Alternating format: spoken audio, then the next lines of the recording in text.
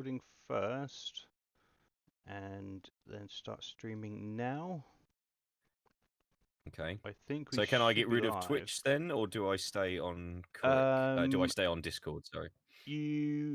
Well, Twitch there's is going to be a just little the bit of output where delay. you're sending it. Yeah, so you can. Oh, I'm gonna have to mute Discord. So you're live, as you can probably see on Twitch now. Yeah. Kourik is now streaming politics. Ah, there we go. Yeah. Right. So I'm gonna try and make. So you feed Discord, you feed that thing, then you feed it through to Twitch, and then that's the output. That's where it ends up, and then that's where it goes. Yeah. Right. Okay. Right. Okay. I think So I've got it. I need to get rid of these Right. black bits here. Can you see where I'm pointing at? I don't know how to do that because I'm still a noob. So I'm trying to. Would it be filters? No, it wouldn't be filters, would it?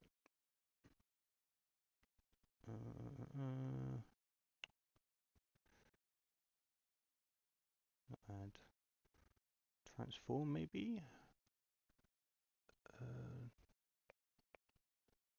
Edit transform. I can see you now. I'm looking at you now on Twitch. Yay, cool.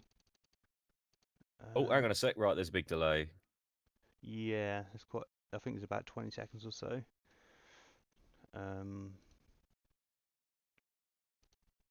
Okay, well, I don't know how to do that yet.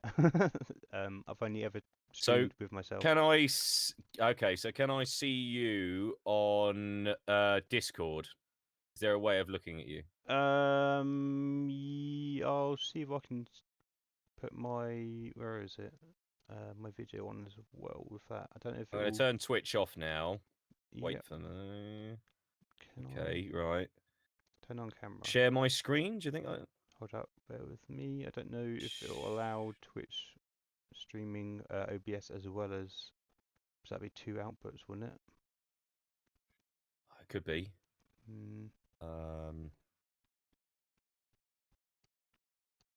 I've turned on my camera, but my camera's already on, so it might have a little bit of issue doing that.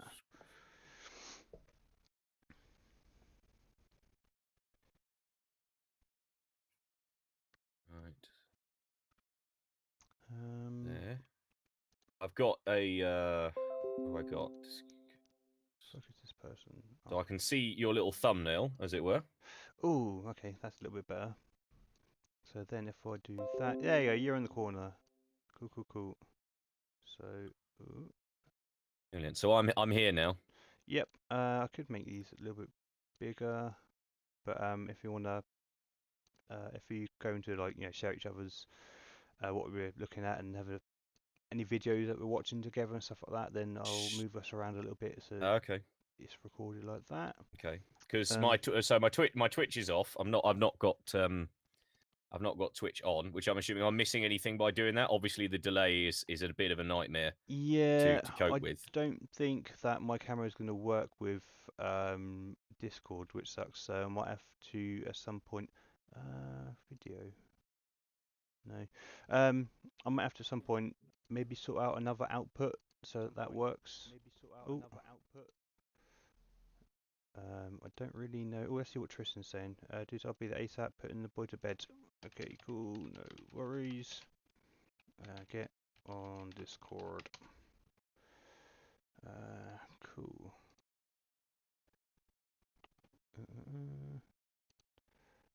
Right, I'll just get rid of everything else so that it should be okay. Should we put, I guess YouTube probably the best to start off with. I just need to bring it up on my phone as well because I can have a look at people commenting and stuff like that. And see.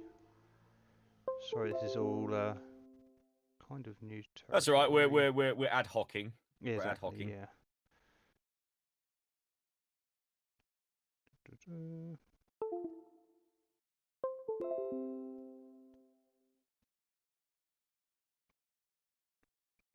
Cool, that's looking good. Oh, yeah, a little bit of delay. Yeah, that was when I brought up the stream. Is that me? that was you. And Ah, yeah. right. Okay. Ah, right. Okay. Cool. All right. I'm gonna bring up a few um subjects, but yeah, it's gonna be quite easy going to begin with. Obviously, the whole structure and layout is kind of new. All the other type streamers that do this, can have multiple people on the screen and it works really well, and I'm sure they're really well versed with it. But yeah, we'll make do with what we got. So there's going to be a Okay. few topics after discussing, how you'd actually like this to go. I'm open to anything. At the moment, I just see it as a discussion, and then obviously we'll bring up some topics. There can be people on the left and right, and in the middle, and all in, whoever would like to basically discuss things. Um, All right. yeah, there'll be a bit about recent affairs. So if anyone isn't caught up with stuff like today, I watched a video on Belarus and the situations Ah, going on yeah, over that there. whole thing. Yeah. Yeah. So okay. Cool. So You appear to have yeah. So I think Tristan's looking to how to get in. It just oh, I says see. he's looking to Oh yeah, get. I need to Yeah, he's send looking to get on him. board with us. Yep. Cool. I'm just gonna send him a link. Create invite. Beep, bop, boop.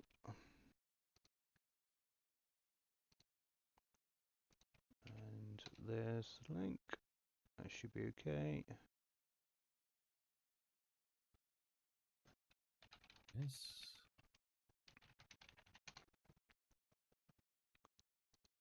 Cool.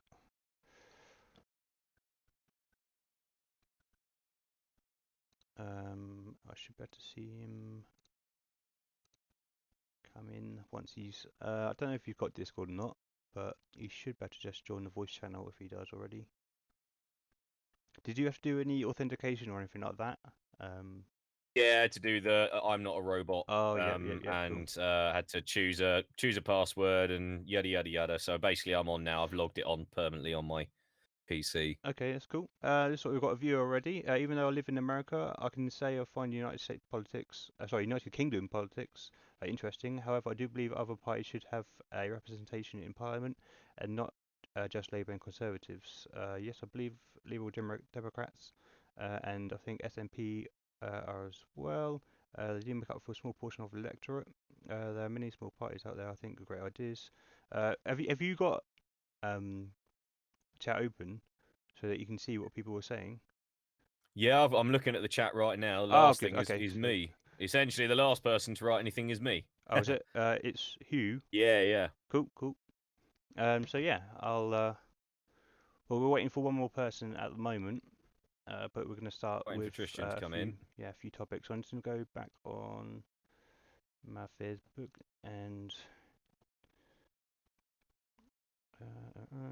So arms sales, conservative lobbying, military economics. Let's get a screen grab of that. Whoop. Just because, uh, so we know what we're doing at any one point. Yeah, I'm quite a new streamer, so sorry for anyone who's watching and thinking, "What the fuck is he doing?" Um, yeah, I'm just trying to We're do my learning as best. we go. Yeah, and I'm gonna be having some ramen in a second, pineapple run, and Coke, so it might go Marvelous. downhill. We never know. Um, That's all right. I've just chugged off a brew dog, oh, nice, and nice I have a nice IPA. little steam beer here. Yeah, I have Cool, a nice steam beer from Lidl here, which is like their own homebrew, which is very nice. good, So, good, do you good. know what? I'm just going to crack that open right now. Here's a Yeah, bit of ASMR for the people at home. yeah, there you Lovely. I know some people get off on that, you dirty bastards. go. To give me, my sense of humour takes a bit of getting used to, but you'll get in the groove of it eventually, dear listeners of the internet.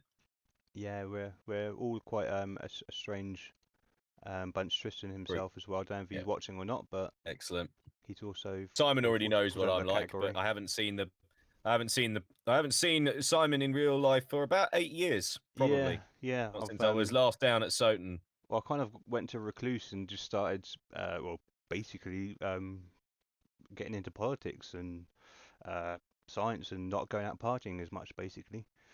Um, Yeah, it's good to have a balance of the two, I find. yeah, But yeah, right definitely. now we can't do Yeah, either. Well, we can do one. You know, all the introverts have basically gone. Just Yes, as this is long my as it's time to not shine six on my people. own. Yeah. Five's okay, but yeah.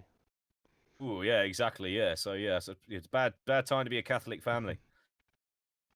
Oh, we've got someone who says Trump 2020, Nigel Farage for Prime Minister. Cool, we've got our first troll of the evening. Ah, whoa, troll. I like that. I like that. No, I'm I joking. like that he had something original to say. Yeah, hey, it wasn't a slogan on the side of a bus or some shit. Yeah. Right. Yeah, yeah. Good God, it's not like people should fall for that. Yeah, all right. What I might do is I might put you on Twitch and then mute. So I think that might be the way to go. Mute as in mute me on. Mute the output of Oh, Twitch. yep. That's cool. Yeah. I should So there we probably go. do the same actually. I can put. I'll add another window capture for or browser. So I can just have a look at Twitch to myself, and it won't upset the stream.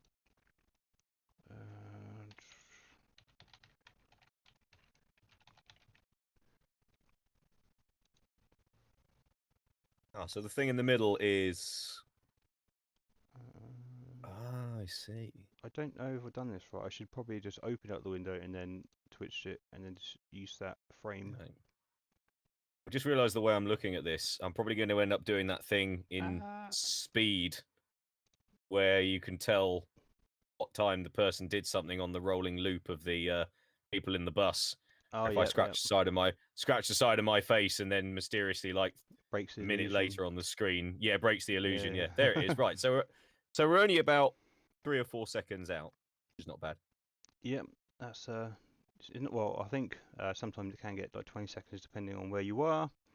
The middle of the Surrey countryside, so absolutely nothing. I don't. Aha! There's someone here. Someone says, "I don't think you Tristan? should propose changes to the electoral I thought that was you. It's you. system based on." It's you. That's you. That is. I thought that's you. I like your bedroom. I like the way it's decorated. Thanks. Groovy. Yeah. Is that a laser? Is that a laser machine, or is that like actual stuff you've got embedded in the ceiling? It's a laser machine. It used to spin around, and I'm talking to the guy on Amazon and bought it off because it doesn't do that anymore, which sucks. Because it used to have shooting stars going across and all this kind of stuff. Cool. Yeah, I've spent a little bit of money just to make it look good. I've also got like a light camera, I've got a stream cam, and I could probably do that actually. I've got all that stuff in the garage, just sitting there not doing anything. We appear to be going through the infinity mirror right now. Sorry. What I need to do is. Oh, it's taking. Whee, look at us. We're so far away. I'm just trying to think about what I'm trying to do here quick. Wait. That one. Seems to be a lot of windows opening. Yeah. Oh, wait. Oh, there we go. I need to have this open, but actually, I know what to do. Just need to do that, don't I? There we go. Nice and easy. Okay. Tristan, is he coming in? Let's have a look. Can you check Facebook quick? Oh, actually, I'll be able to do that because I can use. Oh, hang on, there we still are. He says he may not have a login. Bear with. Okay, that's cool. Can you see my Facebook at the moment? Hang on a sec. Let me check. If you want grassroots politics and chat and Twitch, you literally have it here, folks, because this is you're literally watching up, people basically. learn how to do this from the ground up. A couple of noobs. Yeah, literally a couple of noobs, right? There's nothing on there at the moment. Oh, you can see my Facebook. On your Facebook. Okay. Yeah. Can I get rid of that? No, wrong one. Screen. So you've got, is that your Twitter/Facebook? So you can put your Facebook feed in it. Yeah. Oh, actually, what I'm going to do is close that, and then I can use. Oh, wrong one. Where is it? That one as the YouTube. So if I just do.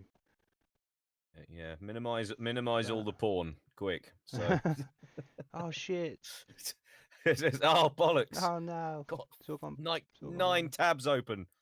Right, so if I change this tab to Ultimate Guitar, can you see Ultimate Guitar?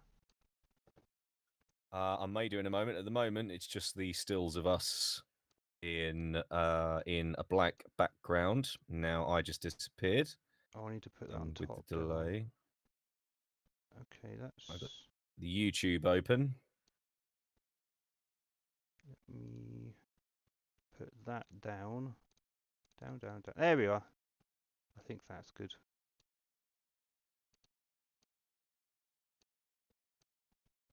There's a lot of tabs open. My God, A lot of tabs. Oh no, just one. 14. Bloody hell, bells. Yeah, that is a lot of tabs. Yeah, Where's that? 14 tabs. What? I'm looking at your yeah. So I'm looking at your stream, and there's a lot of tabs open. It would seem on whatever you've got going live. Oh, no, that's my bookmark bar. This bit here. Oh, it's your bookmark box. Oh, sorry, from here it looks like the tabs. I was Oh looking at no, the no, no. bottom bit. That's why. That's cool. Okay. Once Tristan comes in, we'll start properly. Uh, favorite bar, not tabs. Yeah, he's got it. Um, Excellent. so first of all, we'll just talk a bit generally about politics. Actually, well, I think we should maybe start off with your stance. You know uh, what you like to talk about, generally what you watch. So yeah, so I mean it so happens that my one of the lockdown things that I did was a friend of mine who Simon probably knows disagrees with most politics that I do on my Facebook, whether it's a personal post or whether it's a repost. He is on mostly the conservative side, but not in what I would call the traditional way. But he's also not alt right either. He is incredibly intelligent, but he's wrong on a lot of things. If that makes sense, you can actually be both. Yeah, I think yeah. he's oh yeah, he's massively intellectual and he's a brilliant.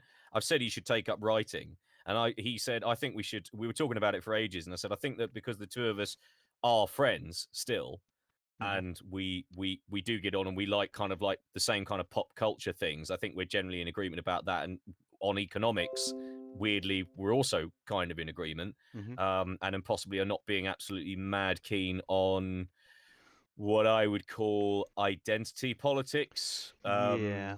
I suppose if you know it, because I don't think it necessarily achieves anything that does that much good. Mhm. It does the only thing Oh, pissing off, basically you're pleasing breaking up a little pleasing bit. nobody and pissing off the right wing at us. Oh dear. Oh no, Am I I think you're coming okay back now. there I a bit? think though. Is my volume okay? Because Yeah, your volume's fine. okay. That's great. All right. As you're saying in regards Excellent. to Good. yeah, I have a having. very professional mic. No, that's cool.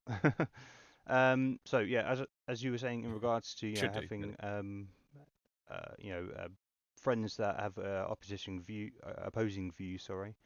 Um, yeah, obviously there's always room for discussion. A lot of people um, you know have different views in all aspects. So having someone that you can just, I've got a few friends. I'm sure you've seen on Facebook. I've talked to people that have extremely different views, but we talk it out, in a civil manner, um, just to make sure that we're not. Best you can. Yeah, it's not a personal attack on them. It's just um, Mm.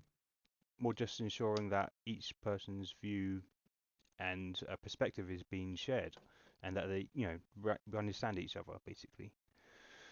Um, Yeah, and that's the way I do it, and yeah. we discuss something different, and probably haven't really disagreed on any of the stuff we've discussed over the last four episodes. I think we've done. Okay, that's good. He's always And welcome on yeah, here. yeah, and I went out, to be honest, it was one of those things where like I was more friends with him online, and I remember him vaguely from school. His Hmm. name's John Day, by the way. Let's just put it out. And our podcast that we do on Zoom and then upload to YouTube on my channel is called basically it's not got its own stream, it's just on my channel. Ozzy C 19. I think it's Ozzy C, and I think that's it. I don't know if it's got any more than that. And it's called Ozzy and John Talk Stuff. So if you literally put Ozzy and John with no H, I'll put it up now if you Jon want. Where Talk is it? Stuff. So if you go to Ozzy and John Talk Stuff on YouTube, you should essentially find the first 4 videos we've done. We were meant to do one tonight, and he just said, "I've just got stuff coming up. Can we reschedule for tomorrow?" And it was going to be about space. Yeah. Ozzy It will bring up Ozzy Osbourne. That's the problem. Ozzy and John Jon Talk Stuff. Jon, sorry. Received the. Yeah, Jon. Oh, there you are. There you are. Cool. I'll subscribe because I'm nice like that. Yay. Cool. So this dude here, the one in the videos, I won't obviously put it on at the moment.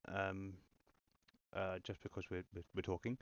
But yeah, so this guy is the one that previously used to counter position to yourself, and you had a lot of opposing views, and now you've talked about quite a lot of things, and you kind of come to a middle ground. Is that fair enough to say? I would.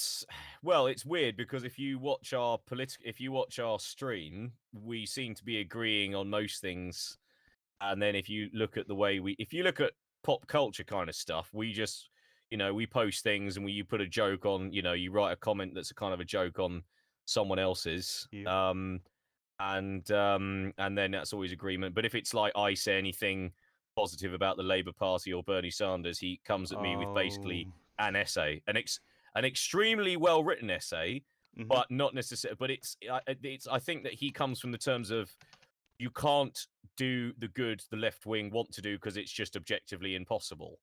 So therefore, there's no point. You might as well. Yeah.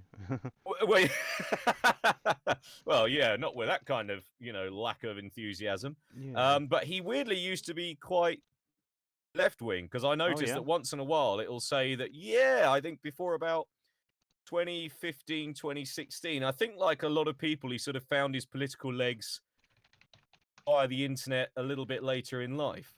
And it's one of those things where I think that hey, I think you're in. I think we've got Tristan. Hey, mate. Yeah, it's you. Hey, welcome. Sorry to cut you off there, Ozzy. Excellent. No worries. I've been trying I've been listening to your guys' conversation. I've been trying to get in, and I've been listening to you and thinking, oh, that's a good point. Oh, that's a good point. Oh, that's and then. Cool. But thank you very much for the invite. Hello. No worries. Hey, it's been a long time, man. It has been a long time. Tristan used to party quite a lot back in back in the day. Back in those days, hey. Yeah. Hello, mate. Nice to meet you. Yeah, Ozzy. Nice to meet you too. I don't know. Were you from the Soton Massive like me and Simon were, or do you know Simon from other avenues? I know Simon from Southampton, and I think we met through some mutual university friends. That's how I met. That's how I met Simon. Simon's from Southampton, aren't you? No, I'm from Portsmouth originally, but I moved when I was 18. So, quite a lot of my life is spent in Southampton. My mum's always lived in Southampton, so. You're Hampshire. Sorry, guys, you're a Hampshire boy. Yeah. I'm an Hampshire man, born and bred. Exactly. Oh, lovely. Well, you're a Hampshire man that's not called Andy or Steve. So you can't possibly be a real Hampshire. I'm an imposter. I was in Andover. I was in Andover delivering building material today, and literally everybody on the site, I counted it, 11 people, variations of Andy, Andrew, Steve, Stephen, Steve-O. Like, I was like, how does anyone get anything done on this building site? Like, all right, I'll ask for Andy. All right, it's Steve's job. Get Steve. Have you seen Andy? And it just goes on like that. You see Ando and Andy Roo. Andrew, Steve-O, Steve, Stephanie. So before I rudely interrupted you guys, you were making some really good points. Oh, there you are as well. Sorry, I didn't know you had the camera on. I'm gonna have to try and figure out putting both in you. You made one good point actually that I really sort of felt akin to. Yeah. And that is that you're both talking about several, but one mainly is that you've both got friends who and it's about having friends who don't necessarily agree with your political views. It's very important. It is important, and I think like I think it's important to keep people like that around you, whether you're actually friends with them or not. It is less don't important. Stay in an echo chamber. Exactly that. That's what I was getting at. Is that it's you can't live like that. Yeah. No, and that, because then you become. Like, I live in a Go on, Ozzy. Sorry. Oh, okay. Because I live in a small village in basically on the Surrey-Sussex border, and you will find that most of the people probably much like past. It's kind of like I will tell you what it's like. It's sort of Hot Fuzz, but not. Oh, there he is. I can see him in my stream. It's kind of like Hot Fuzz, but it's not as built up. It's not remotely as built up. You know, there is like a pub, and you know, people from the neighboring villages might as well be the same. And there's a lot of. I would say that the divide is kind of there's certain. If you had to put them into voters, there's the people who consider themselves don't do politics, vote Tory regardless because they just think there's no other option. Even if they disagree with most of them. And then there are what you might call the sort of slightly, I would call them the London commuters. So the locals who work on the farms and work in the small businesses vote Tory. The London commuters who work in like the city or work in like tech or something or a Lib Dem. And then there's all these like sort of little closeted kind of Labourites, you know, like Jeremy Corbyn Labourites like me, that if you said his name in the local pub, isn't it? That you have to be... Well, I'm not vitriolic towards people for voting Tory, you know, but if it's weird because if I said I vote Jeremy Corbyn, well, yeah, but not to their face while I'm in their kitchen having a cup of tea. True. yeah. But in that manner of that, if I mention people's kitchen when they vote Tory, so up to the end of last year, people just spat venom in my face if I so much as mentioned that I might be voting for him. The fact of the matter is, I said, look, I find it kind of. I don't agree with the fact. A lot of the time, I didn't. I said I don't agree with the fact you're voting Tory because you seem to be completely uneducated on the issues, and you're going to be quite affected by that. Yeah. I would sort of understand if you vote Lib Dem because you don't want anybody to be upset. Because generally, voting Lib Dem doesn't really piss people off in general. It's kind of it's the same. Well, yeah, if you're a student, yeah, exactly, yeah. They didn't really. And that was, I think, that was kind of a softening. Well, I'll tell you what it did do. I think what we have to give credit for the Lib Dems in is if you look at the way that the Tories have been since 2016 when the Leave vote came in, and since it had been almost a whole year since they'd lost that Lib Dem influence, the general trajectory of how even economically to a degree, they are going so far right socially, economically, and that it's like a backlash. That sort of. Yeah, and I think that the Lib Dems, as milquetoast as they are, were kind of holding back some of the worst elements of that by kind of voting. They said, oh, they all vote the same. It's one of those things where I almost have to vote Lib Dem where I am because there is no chance a Labour person will ever get in, even if everybody who wanted to vote for Labour did, because there's just not enough traction for the votes. And also that the local guy who was going to be our candidate disagree with the party and he backed out just before the election and became an independent, so that he built up all this following and then took it with him. And it's the was he one of the what's it called, the separatists that developed during the election time, the independent party, he was. Who was the guy? Chuka Umanu, I think no, he wasn't. Oh no, he wasn't. He wasn't in change. He literally was just an independent candidate. And I noticed there were a lot of independent candidates standing, and a lot of them. It really was one of those sort of the option to leave, remain. They were taking stands on it. I don't quite know what. I think they did it on a moral basis because I don't quite know what they were thinking they could achieve as independent candidates with no party or no party affiliation behind them. But now we know that that there was this sort of mutiny, this secret dissent within the party. That's crazy. Treachery.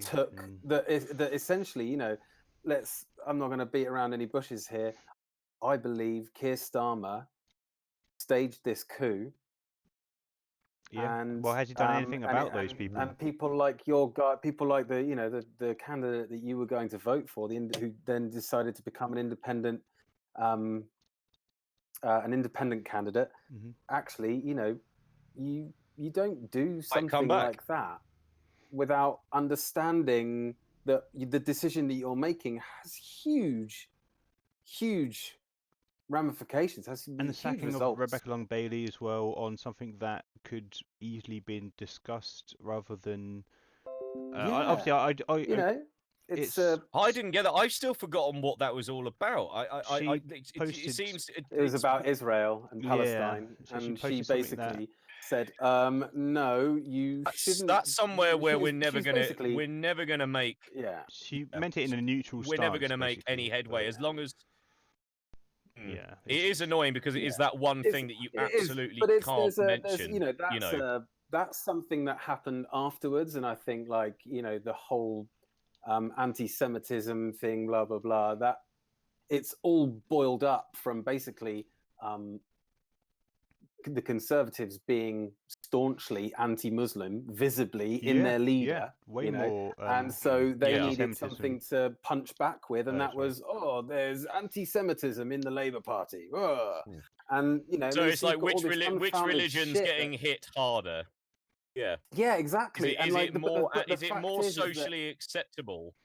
Yeah, to be horrible towards Muslims than it is towards Jews. If you look at Islam and you look at Judaism, like who's the demon in the public eye? Who's mainly been demonized? Who's the demon in primarily the public by the right-wing? Right? Islam is the demon in the public eye, and it's true. And that's largely to do. I've with got my problems so with Islam as well.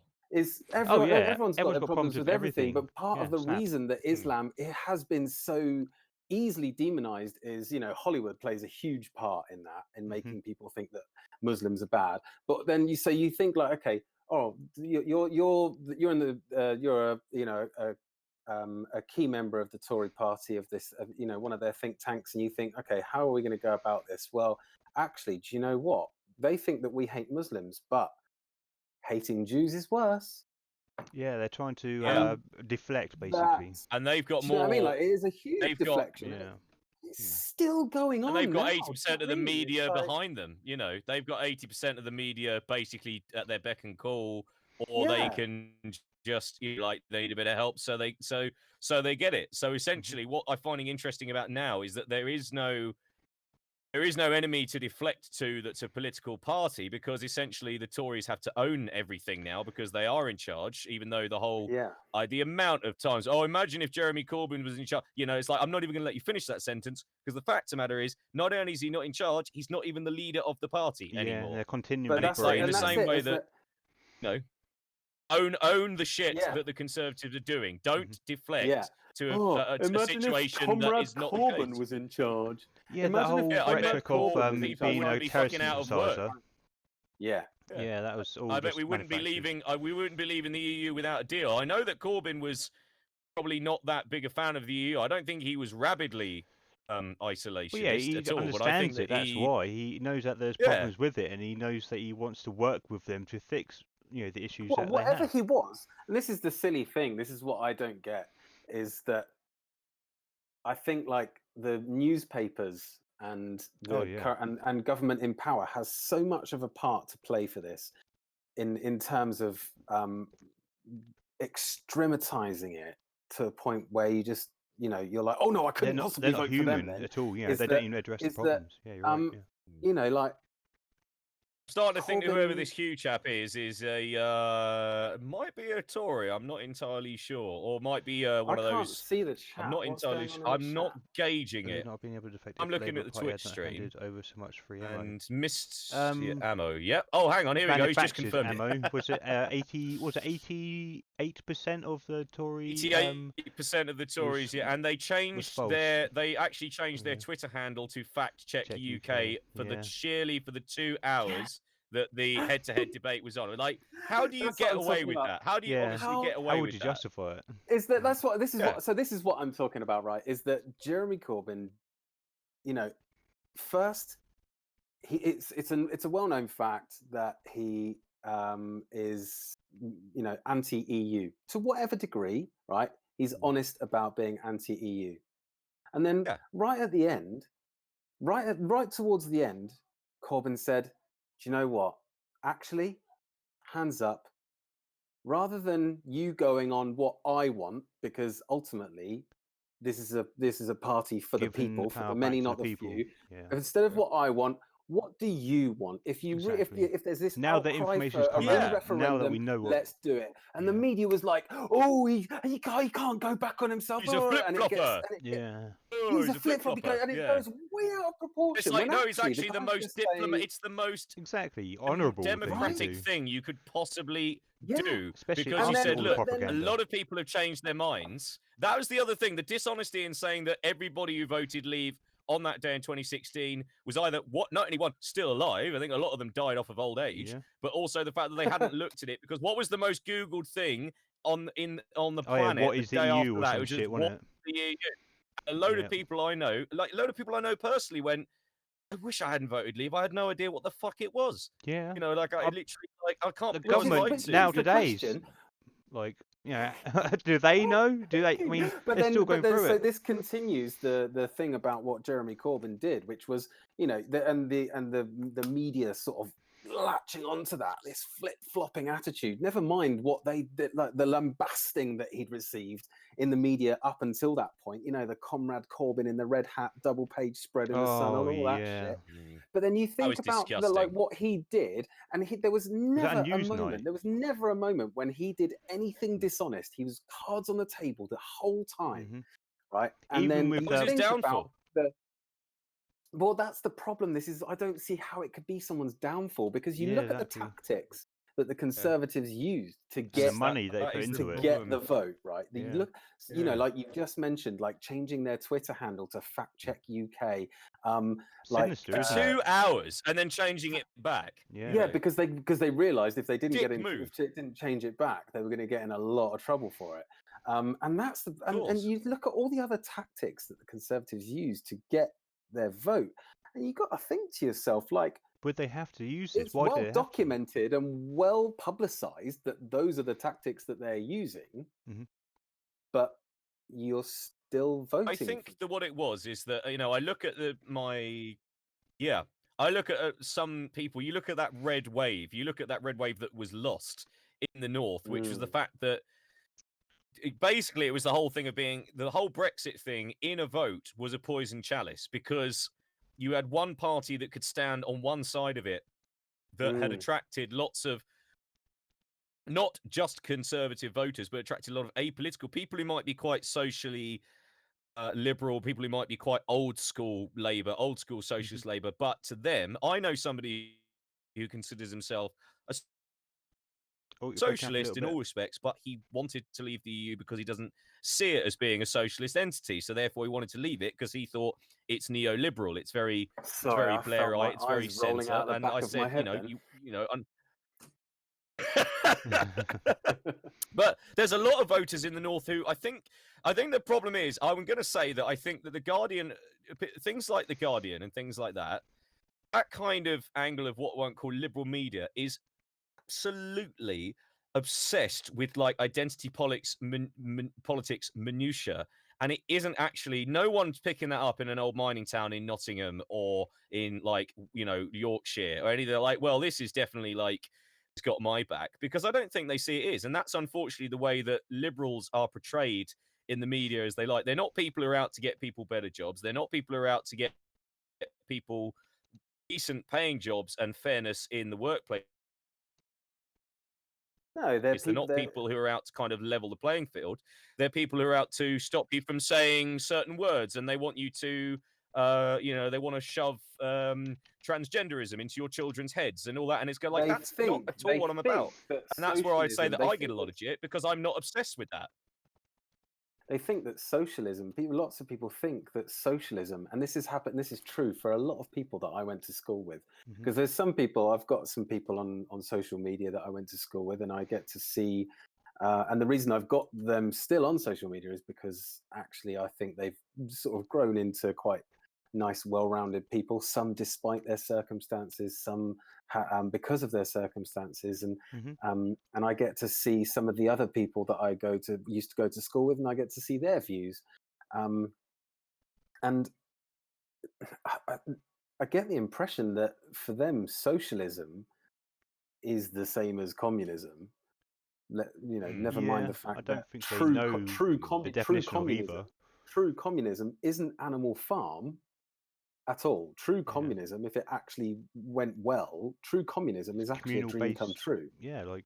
But they think socialism is Stalin whipping them as they dig coal out of a pit. Do you know what I mean? It's just like, yeah. They always. You just think like, and you'll be lining up for your government issued. Yeah, you'll be lining up for your government issued car, as well as like it being in the same line for a loaf of bread, which you might get next week. And they honestly think that like that's exactly the same. But I go like, but we basically have socialism in most. I mean, it's being it's chipped part away of, by right wing governments. what we have now. It's there every day. Your police, your fire. We wouldn't actually be. That, do they? All of this stuff is socialism. We wouldn't almost be adding anything. No, we wouldn't be adding anything. I don't think. If you've got socialist government, all you would the be banks, doing, for fuck's sake, that's socialism. You know what I mean? Well, that's socialism for the rich. That's the way they like it. And it's like we have to pick up the fucking tab. Neoliberalism, isn't it? Yeah, neoliberalism, which is partially, I think, why people like Gordon Brown got such a bad rap, because he had the choice of basically letting something like an American banking crisis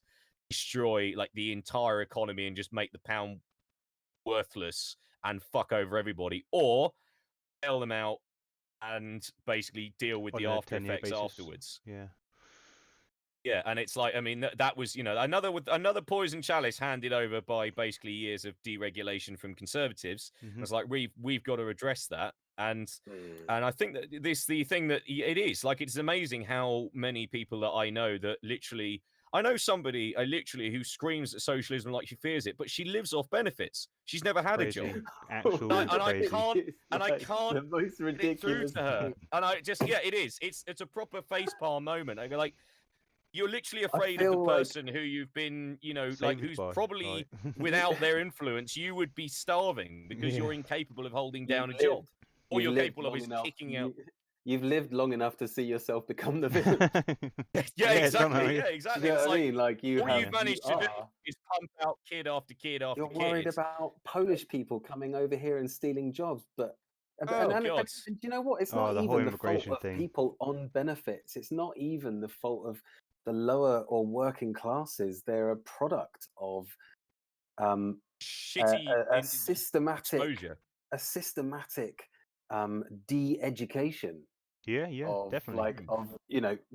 Like defunding police and education, defunding schools, defunding the NHS, defunding all sorts, privatizing everything, making sure that people don't have libraries to go to, people don't have community centers to go to, so they're not outside communicating with each other. They're getting everything they want from either from social media or from YouTube their little gang that they go down to the park with, and again into their own little echo chambers.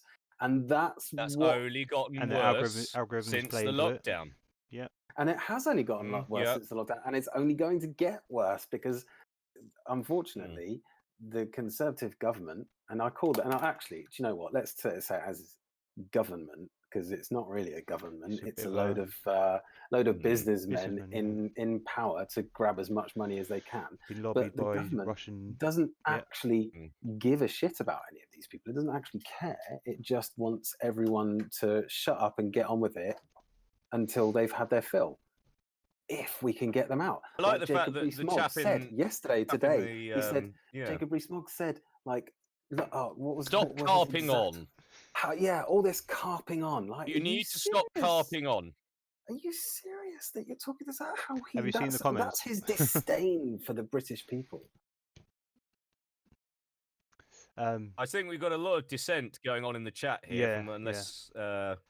Which is fine. We introduced that. There's not better ideas. That's on the Twitch stream. I might be able to. I mean, I'm not seeing any better ideas. I'm just seeing once again everyone jumping straight to Stalinism, despite the fact we didn't fucking say that, which is interesting because we literally said stop thinking Stalinism. What you should think about in terms of social. I love that. Like, this is not what we're talking about. Well, I'm going to talk about it and put those words in your mouth. Yeah, I'm going to put those words in your mouth and say that you said that. Yeah, we literally did. Yeah, exactly. Yeah. So I think what people really need to think about is probably the best one is America post 1945. Actually, even all the stuff running up to that, because even if you looked at somebody like Dwight Eisenhower, a former military general, and you looked at his tax policy, you looked at his spending policy, right now would be too crazy left wing for the Democrats. The Overton window has moved so far to the right that basically the Republicans in America don't pretend that basically, you know, they said if you are not a CEO, you deserve to fucking starve. You haven't worked hard enough. You know, go and, you know, basically pull yourself up by your bootstraps. Oh, And the that old Democrats phrase. say, look, we'd love to do nice things, but there just isn't the money. How about compromise and we have like half a nice thing?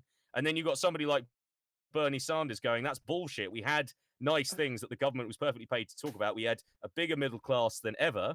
We had a safer middle class. We have affordable healthcare. And that was achievable because we didn't let billionaires get away with not paying tax. We didn't allow corporations to write the rule book for the country, which went away in 1978 with the I can't remember the name of the legislation, but it was basically allowed. Oh no, Citizens United. Sorry, 2010. That was the one where basically they can just put as much money into any pocket of any politician. Yeah, like get away with billionaires, dude. Like Mr. Kiss 1015, like nobody's coming to you. Like nobody, like they don't give a fuck about you. I don't know. Just getting away with billions with not giving us their billions that we I'm didn't glad earn. that you're on here just to burst a blood vessel. Presuming that those billionaires earned that. Sorry, I didn't hear that. So No, just quickly, can someone just tell me how do I mute the sound on the Twitch? There it is. No, don't worry. Is it not the workers? Bottom left-hand corner. That's it. Yeah. So if that'll help. Yeah. So I've just muted it on the window, so I can still see the chat. But yeah. Oh, that's another thing. He's going to be crying. He's going to be crying over that. Yeah. Why do they think we spend all our time crying? I'm not entirely sure. We're frustrated. Yeah. Like we're not. It's frustrating again. But they're not doing anything for you. Probably should be. The extremism. And you're never going to be a billionaire. Extremism of social media now as well is that. Oh yeah. You've got this. You've got. Oh yeah, I got him with that one. Like you know how it's that I'm all right, Jack mentality. Do you know what I mean? They're like where I'm okay. If you're arguing with an idiot, you've lost immediately. Yeah. There's no winning. You can't convince them, can you? You can't beat an idiot. Playing chess with a pigeon, you can make all the right moves, but the pigeon just can kick over the pieces and strut around the board like it won. No, but the aim isn't to learn, is it? Whoever this, and the aim is to just crush all. Not that said commenter is an idiot. I apologise. I'm not trying to call you an idiot. I'm just trying to. Yeah, please don't take that out of context. I like to. He's not helping. I like the mentality. Win. That's another thing. He's just right. Win. Yeah. Win. Oh, the it's whole. There's that mentality of that. Okay, mate. It's like if there's a competition, punch the most amount of children, and somebody stands across and goes, "Why are you punching all these children?" And that guy would probably go, "It doesn't matter. I won the contest because I punched the most kids." It's like, yeah, but did you consider like the ethical side of punching children in the face? And it's that whole thing of Trump. It's like what he said. What do you want to summarize your candidacy in one word? And he said, "Winning." Because I won. It's like, well, what if it was a shit-eating contest? Like, would you really want to win it? Is it all about winning? Like, what's about the end of it? So, what's the the end goal is to do the right thing or just to win? Well, it's been I think that's the other thing is, set goals where the aim is just to be dickish to people. No one, not that many other people want to be in. Yeah. So Kiss 1015 is off on a tangent. So he's like, wow. Sacrifices poor ununionized Amazon workers to the pagan gods in the depths of the Amazon HQ. I think it must be a troll. It sounds like it. I will get my tinfoil hat. I said I didn't like. Yeah, does he not listen to me when I said I don't fucking like the Guardian? Like, I think he's just right. I like some parts of the Guardian. It's hard he's to just say. Being deliberately cunty. He is. Good word. Pick and choosing, obviously, depending on who. Is that an emoji you can get of the fat bearded guy, or is that actually what he looks like? Fat bearded guy? What? That looks like that a one. cartoon. It's like a sort of it's like a sort of emoji that he's using. Yeah. Yeah. It's like the sideways smiley face when yeah, right. I wasn't even aware that emoji looks like an emoji of Kevin Smith, like just without the baseball cap. But yeah, but I thought you'd like the emoji. It reminds me of you. Right, so I've got glasses and long hair, and that guy's got a receding hairline and a big beard. Like, yeah, this guy. Wow, this is how you. I mean, This hey, is how can you spend your evenings, dude. Can you just quickly He's lean projecting. over slightly and He's laugh commandeered and the make chat. that He's face commandeered just so I it. can see? All right. Just lean over quickly Oh. so I can see if that's actually you. Ah, what do that's you mean like that? yeah. If he put his head to a kind of like a rakish angle, and then Also, Simon, you were talking earlier about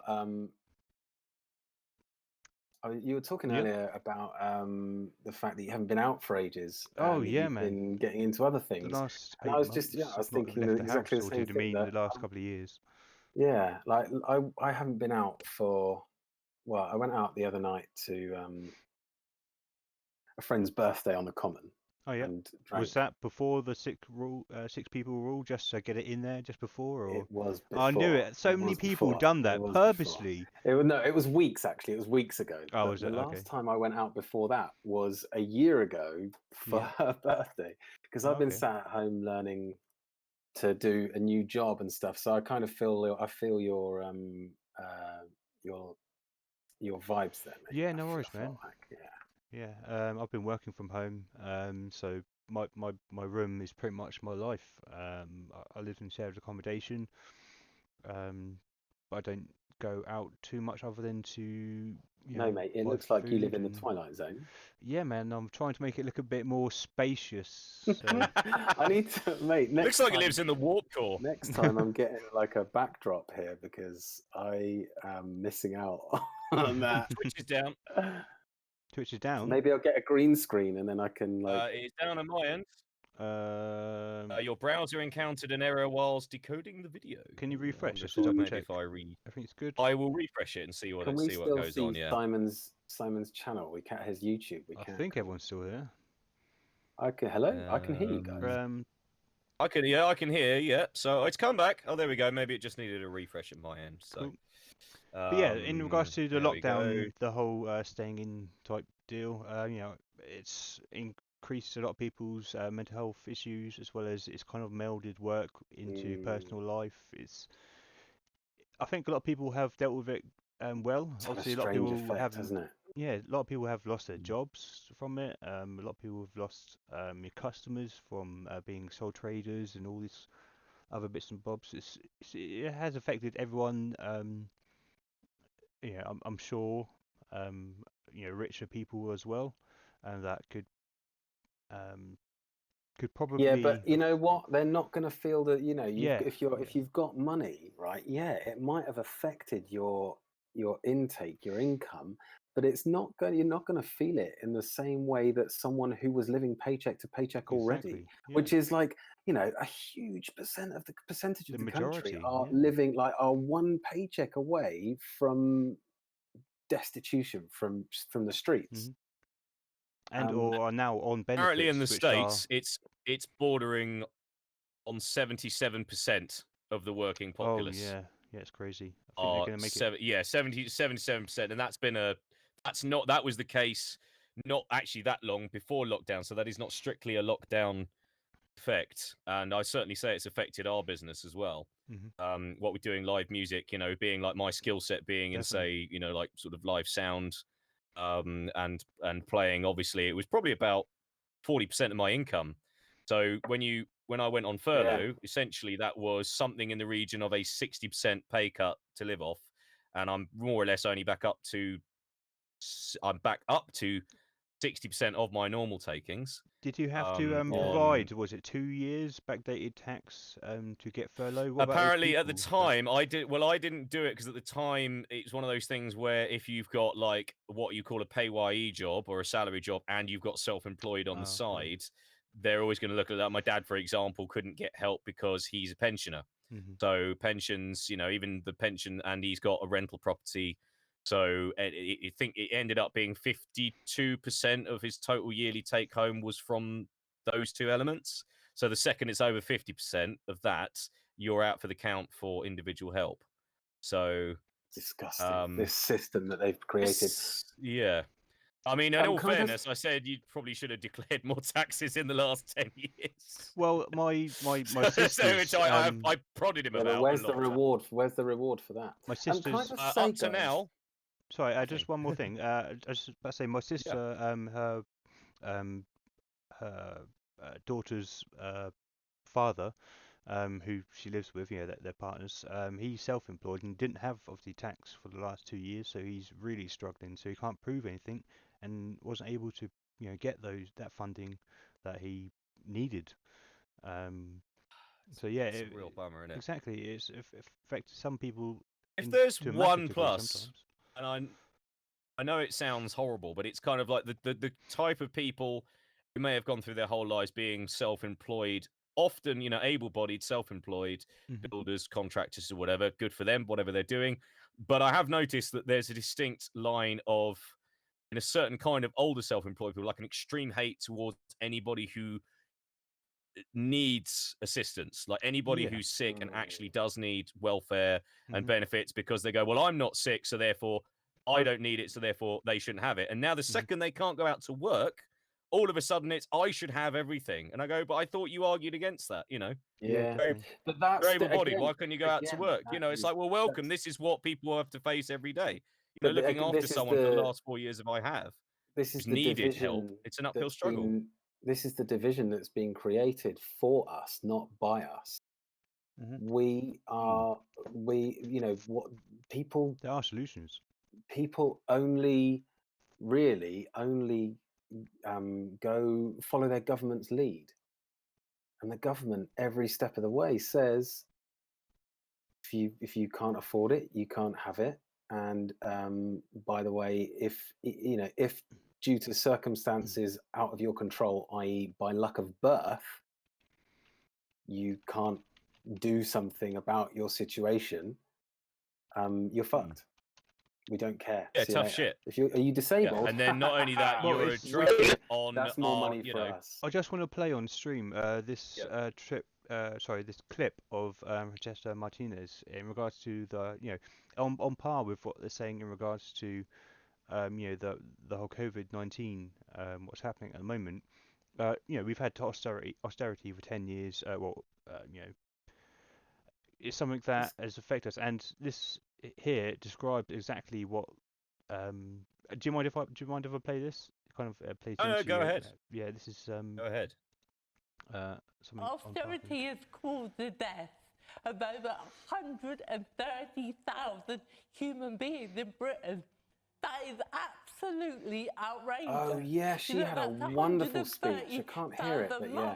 Dads, probably. Oh, hang on a minute. Is this the cerebral palsy comedian? Yeah, she was in. Yeah, I saw this. This was brilliant. She was in Grange Hill, man. Of over 130,000 human beings in Britain. Grange Hill's still going. That is absolutely outrageous. Long time ago. That's 130,000 They don't care about the poor. mums, dads. Or the they don't care about the poor, the elderly, or the disabled. But even Dominic Cummings said in that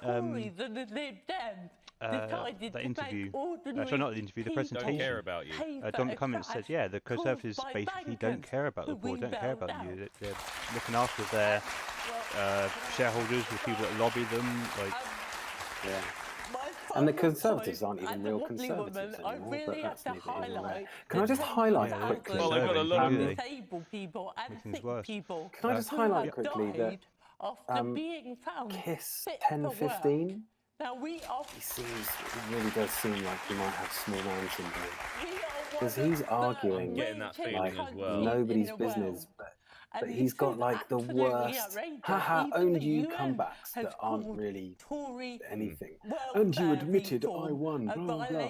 I genuinely think he's like. I don't think I've seen something. I think this is he's seeing like I think Mr. Kiss 1015. We're not in this to. I think you misunderstand because of your mindset is that you just are in things because you win. Like you're only in things to win because it's like being in a football team. Yeah, it's like it's not what did you win? Did you win a better life for people, or did you win a? No, I just won over someone else. It's that whole winner mindset. An argument. I won a point. Absolutely. Morally wrong, and they did you if you win an argument, the other person concedes. The other person goes, actually, that's a good point. I'll give you that one. Is that Jeff he's trying to say Jeff Bezos is a self-made man. A brilliant example. Like, yeah. Get a $300,000 loan from his parents. He's a self-made man. $300,000 loan from his parents. So he had a load of seed money, but it doesn't matter. It's neither here nor there whether he's self-made or he got seed money, right? In terms of classism, yeah, okay, maybe that's unfair that he got all this money to start up a business that somebody else might have had a really good idea but had no money. That's life. That's the luck of the draw. That's the luck of birth. All right. It's not the point. The point is not what money he got. It's what he now does with his money. And the work is obviously he is not acting responsibly with it. He just essentially bought the war on climate change, but he now owns pretty much the war on climate change, but he's not doing anything with it. Okay, Itzhugh says you accuse a mainstream party of genocide. So apparently, right, so someone's now going to argue. Yeah, so they kind of couldn't say, basically just saying, right, sudden, you have no ability to look after yourself and go fuck yourself because we're reducing what little we're going to give you. Somehow that'll cure your cancer, that'll make your leg grow back, that'll make your liver grow back, that'll make your, that'll make your whatever leukemia go away by just incentive. That was Ian Duncan Smith's push. So approximately 120,000 excess deaths in England since 2010 have been directly linked to the reduction of funds, directly linked to the reduction in social care, directly linked to return to work. Well, that's very recent, and that is essentially connected to the spending restraint. So those are people that beforehand they drew the shit straw in the life lottery, and which is fine. But any decent caring society should go, those people deserve to be looked after. I don't know them personally, but they deserve to be looked after.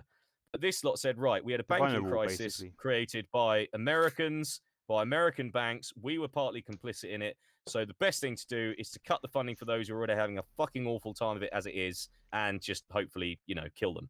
So, and then they won't moan anymore, I just want to just bring up a topic of who do we mainly listen to, maybe on YouTube or whatever your source is? Is there any people that you want to think that everyone else should be watching or paying attention to in regards to commentary on politics? Or Young Turks is good. It's very American based. Yeah, I would love say a lot of it. Navarro Media is the only one that now and again that I see.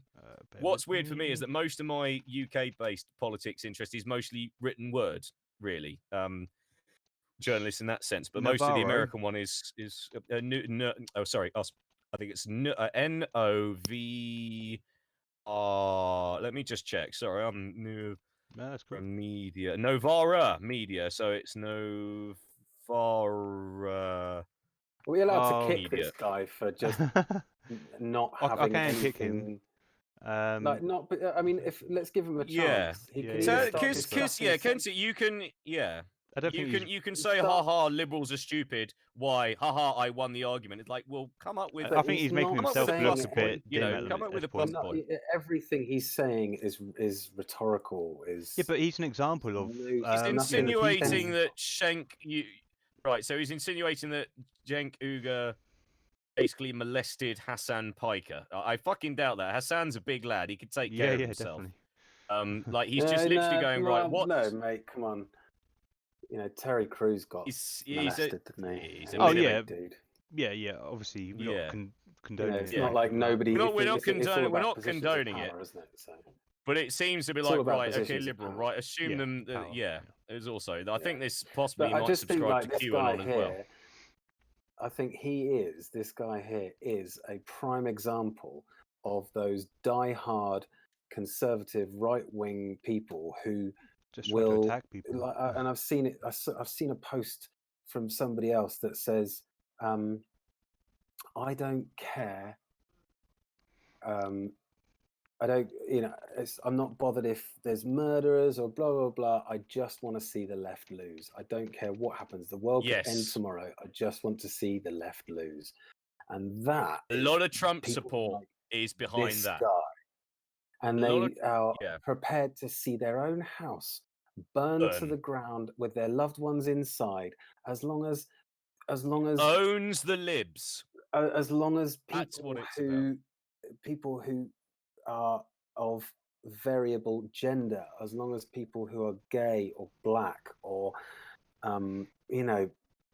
just anyone different from themselves who's a human being and is having their rights mild raises on the wealthy that they could well afford. Exactly. As long as you fuck them.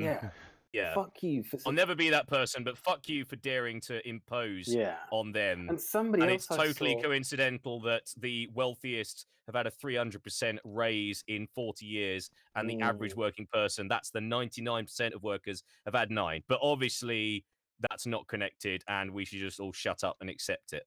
And we should all try and be We should all try and be CEOs. If you don't end up a CEO, fuck you, you deserve to die. Because you're not working hard enough. There's another part of the mentality that goes with it, is that, is he Yank? Okay, so he's a Yank troller. So. Business owners, who are, mid-level, middle-class business owners who are self-made people, who have made something for themselves. You don't want to murder people. Sorry. I applaud those kinds of people. I think they've gone for it. But then when they say, I'm voting Conservative because they're going to tax me through the nose. It's like, okay, how much does your business earn? Or 65 to 70,000. So your business earns that. Like you're not even near it. Yeah. You're not going to get any kind of tax. If it's going to be an extra £7 a year. What are you talking about? Or exactly. I think we're personally attacking them. And it's like, I said, why are you voting for these people? He's like, they don't care about you. They don't care about anything that you want. They don't care about your dreams or aspirations. He's like, mate, I don't want to. I can't remember exactly what he said. I'm paraphrasing, but his the ultimate end was, I want to be one of them.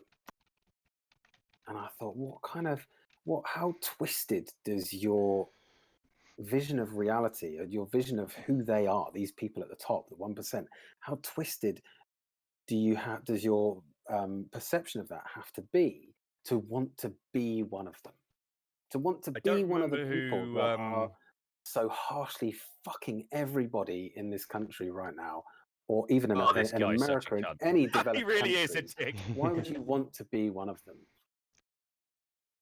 Well, it's also the thing, I can't remember who said it, and I may be paraphrasing as well, but it's the reason why America the reason why the American people will never progress and never actually get to a fairer system is because they see themselves as only 2 types: billionaires and the temporarily inconvenienced billionaires.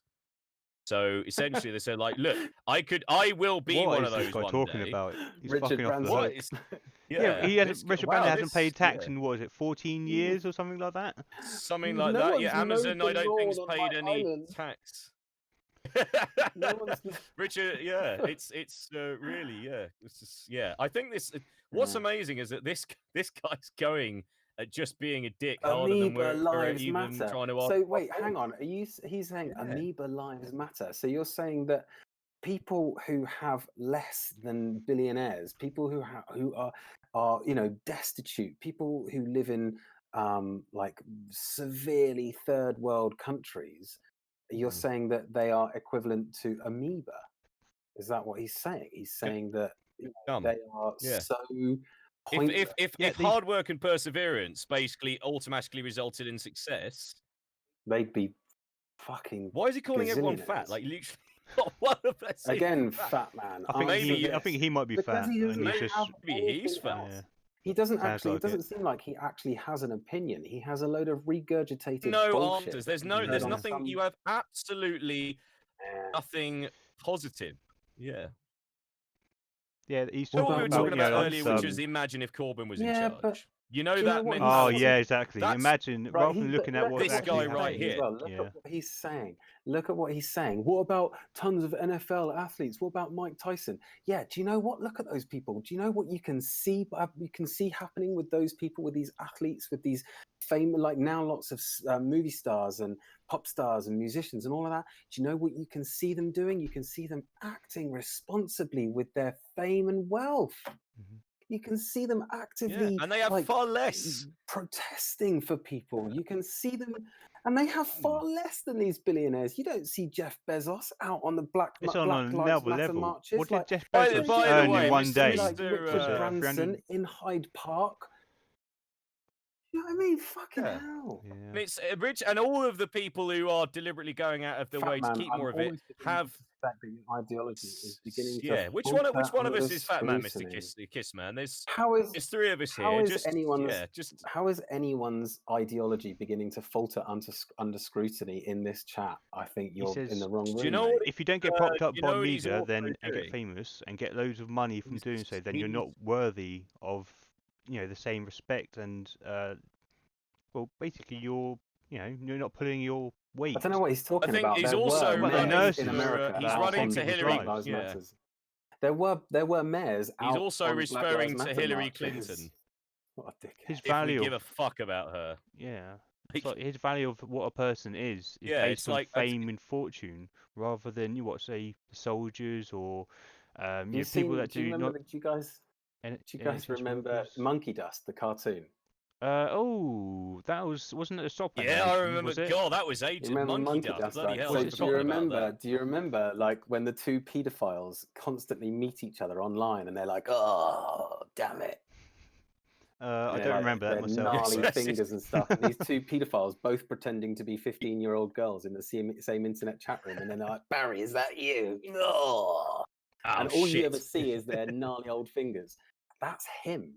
Or he's the guy that kicks all their asses in Make Love Not Warcraft in South Park. Just sat there like, oh yeah. He's got 10 Oh different God, chat yeah. rooms open.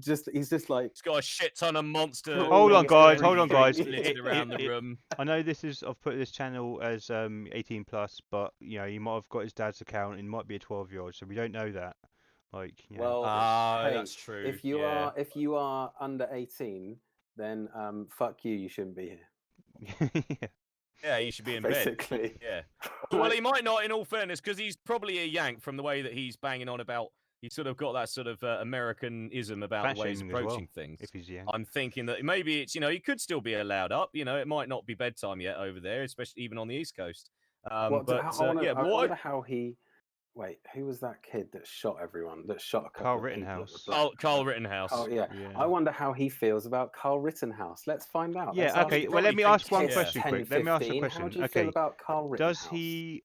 Do you value property over life? And do you think that he was justified? Henry Ford was a fucking anti-Semite of the highest order as well. So I wouldn't, yes, he did bring up things, but he was also a hateful prick. So he's bringing up Henry Ford, and also the fact that he runs to Hillary Clinton. Yeah, that's the other thing. It's like assuming that's our golden calf, and it's like I don't give a fuck about Hillary Clinton. I hate Hillary Clinton. Got it. All right, cool. You're the first person I'm ever gonna ban, mate. So be gone. So let's get him gone, mate. Let me. Oh, it's so happy to sit here and rip him. I don't give a fuck. Yeah, no, but then he's the topic, and actually we've got much more interesting things to talk about. That is true. Yeah, he's gone. He's gone. Oh, look, he's deleted a shit. Oh, there he is. No, yeah, there he goes. that's me. I don't know Heidi. I've missed this chat. Congratulations, because it's Hugh. You now look extremely moderate, and you sound like a decent person. Hey, sure good result. That makes me happy. Good call. Well, actually, well, you check out your views better align with ours, or you're next. Yes. I think it's you may possibly be centre right, which is not awful. It's in comparison to Mr. Well, he is Kiss now. 20 seconds ago, Hugh was far left until the Overton window moved really far to the right. But you see what I mean? That's one guy in one chat. So there's three of us, right? How many other people around the country or around other countries imagine doing that as a whole party. Imagine that as a whole party. Well, in Moscow, that's a whole fucking business. That's Putin's little cottage industry. Yeah. So And that's the other thing I think. Hugh, it's Hugh. I am in no way far right. Sorry, just a second. I am It's 19-year-old. Sorry, mate. Who's We're reading not politics accusing you of starting it. Oh, well anything. done, mate. We are Nice. actually we're just joshing, mate, and we're not accusing you of being racist or anti-Semitic or You sound all right. Anything, mate. Anything, mate. You carry on. It's an open discussion, and we're glad to have you here. I'd like to know what about the current party that Hugh doesn't like, and is there another party right now that would rather suit his purposes? That's what I'd be interested in, because I think I started off wanting to rip Hugh, but actually when Mr. Mr. Kiss Boy came in, it suddenly it doesn't seem really fair, because actually once again the Overton window moves across, and then all of a sudden it's like, Hugh's all right. You're all right with me, mate. You can have a pint on me anytime. And then look, mate, do you know what? Being a conservative is completely different to being a neoliberal monster like they currently are. Do you know what I mean? Conservatism has moved far, far away from where it was, and that's not to say that I agree with it even then, but we're talking about the 2010 Conservative Party, I think, would almost be acceptable now. Oh God, Hugh might be one of those people who had their A levels completely bollocksed by the algorithm. Did you? I want to ask you, did you suffer from the algorithm going against grain, or were you expected to get some higher marks and then you got it absolutely smashed down? I want Gavin Williamson. Well, we all want Gavin Williamson. Yeah, no worries. Some hold music or something. I'm not entirely sure what I can do. The problem is I don't even know if I can output a stream of that sort of thing, so I could have the girl from Ipanema or something on a... Oh, he wasn't that badly here. Okay, I'm glad to hear. I hope you got into university that you want to get Gavin into. Williamson, Christ. Yeah. So, so I got my politics A star downgrade to an A. Oh, mate. I did politics at A level. I got a C+, I believe, something like that. Upper C, something like that. I really love doing politics at A level. I'm so glad it was there. He's got to a good uni. He's fine. Yay, good for you, Hugh. I wish you the best of luck. But it's also interesting that it's perceived that being Labour, being young is automatically associated with being what you might call far left and idealistic or ideological. Whereas obviously not necessarily the case with this chap here, or possibly the other chap the other guy might well have been the same sort of age. For all we know, certainly whatever age he wasn't mature for it. So got into a very good uni. Could you tell us what university you got into? I'd be very intrigued to know exactly what it is that. Lancaster. Oh, okay, cool. Lancaster. I didn't know. I used to think Lancaster was just a car or a plane. I didn't realize it was an actual city. I went because I drove up. I had an overnight, and being a literal sort of out of touch liberal elite Ramona, I was delivering furniture in a van, as we are wont to do, and I had an overnight stay in Preston. So that was very up in that neck of the woods, and in Lancashire, it was quite nice, even though the weather was absolutely shocking. Number 6 in the rankings. My God, he's just like he's I was about to say Ivy League, but that's Preston. The American standards. I'm just outside Preston. We were in the town of Barton, and we had to leave in the morning under police escort because a group of, and I'm going to really try and not be that guy, but travellers arrived and overnight in the hotel. I'm glad you used travellers. We had to be. It's I consider myself pretty liberal. I consider myself pretty open, but I live near a camp of those sort of folk, and it really plays with not wanting to typecast people, because it really is hard not to because of their behaviour. Really is. I know quite a few of them. I grew up in it's Lee Park, basically, in what used to be one of the biggest council estates in Europe. That used to be the worst one. I've done a gig in Lee Park in the part of the something theatre. Quite Lee Park in Havant, right? Yeah, exactly. Lee Park, Havant, very Wesley, working that class. area, very. And we used to get travellers down there every now and then. Since working at the Hobbit, as old Sue, who's a regular, who's been lovely, who's got her own business and stuff like that. She has now got a place, and just like everyone else. She's a lovely person. She obviously she seems a bit more stern and rough. From that probably that lifestyle and whatnot.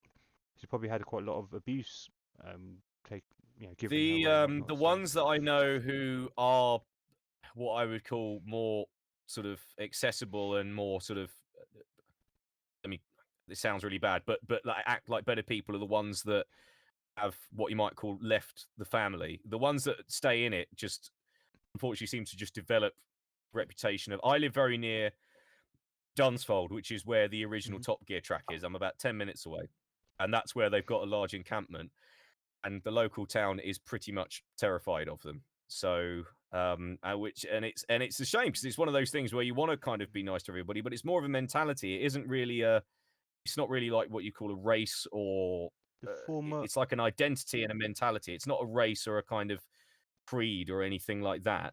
So I find that I can't really defend their behavior because they do smash stuff up. They do send their kids like running through, the supermarket, smashing everything off the shelf. And they do, they beat up. We were going to do a gig in a restaurant and the owner got beaten up because he didn't let them in, not wearing any shirts. And then when he locked up that night, they busted his kneecaps in. So he had to shut up the shop. So not only did we not get to play the gig, but the restaurant owner lost his shop. So guys, I just got there's some interesting stuff. Sorry to interrupt you, mate. There's some no, carry on. But no, going on in the chat at the moment. Oh yeah, go on, Tristan. Pikas Dopulos, very Greek. Is that Greek? Sounds Greek to me. How are the Tories different? There are people in government who openly defend a homophobic misogynist. There are people in government who want to hunt immigrants for sport. There are people in government who are openly racist. So here is my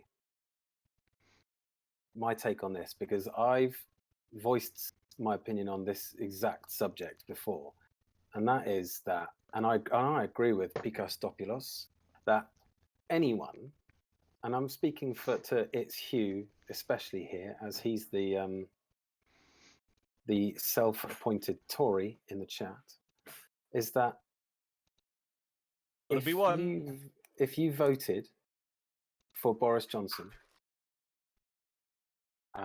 you either knowingly voted for a racist, transphobic, homophobic liar, knowing exactly what he's done, and still voting for him. Therefore, you also threatened to conspire to beat up a journalist who wrote about what his business partner was doing. If you voted for Boris Johnson, then you either are one or multiple or all of those things, or you condone them, which is just as bad. If a Labour Party member would do any of those, we'd still condone them. But it doesn't seem to be the same.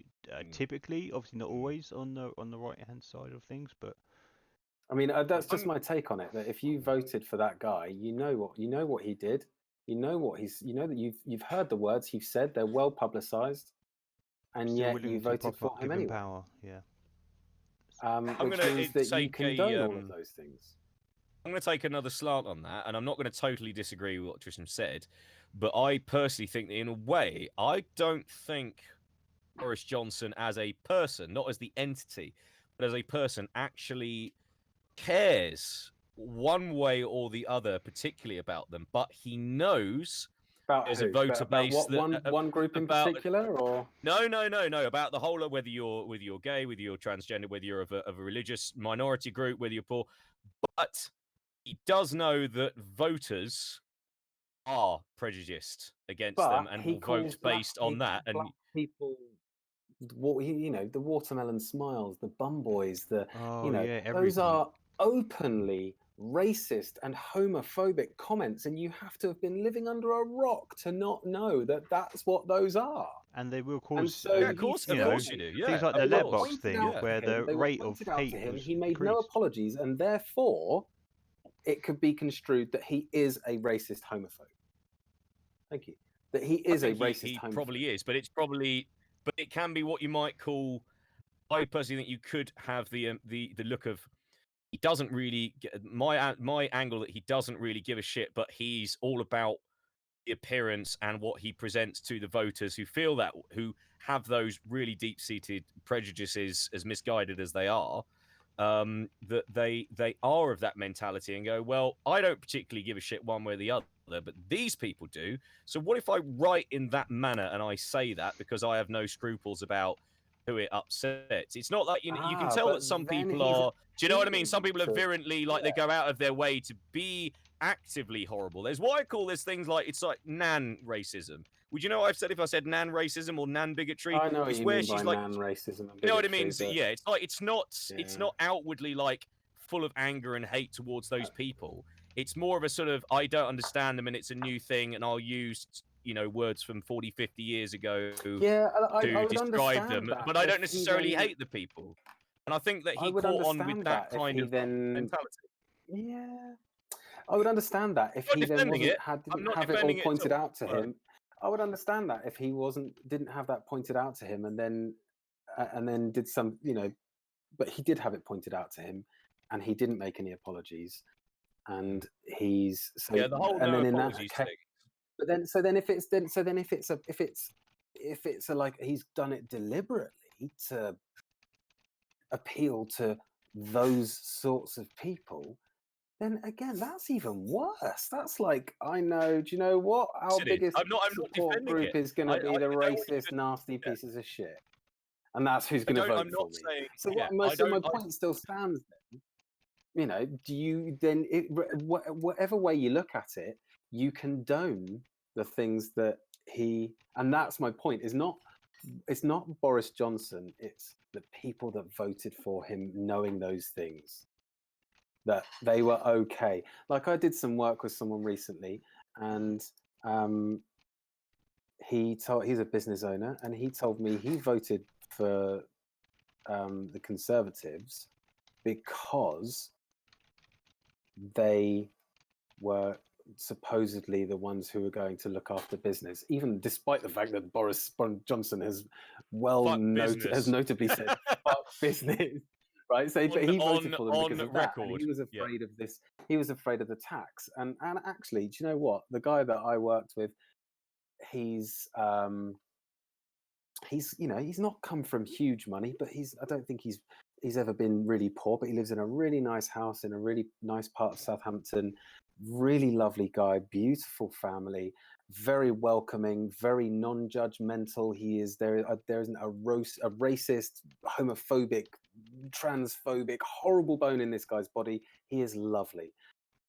But he voted for Boris Johnson, knowing all of those things, which means that he's condoned it, which maybe I've answered my own question. I don't know. I just feel like you've got to have been a certain kind of person. Maybe well, not necessarily. I'd say that some people are, let's put it this way, unless you physically went on the internet and you followed the Labour Party as a Twitter thing or a Facebook thing or a YouTube thing or Jeremy Corbyn, you would never hear about anything good about them because you only got it filtered through whether it's Sky News or BBC, Daily Mail, The Times, The Express, The Sun. You only ever heard of something small that was blown up and was made. This is what they're going to do. They're going to come for your pensions. They're going to come for your money. They're going to turn us into communist Russias. Like, could we just actually look at the manifesto, please? Could we look at the policy? So many people that I know didn't read the manifestos of either.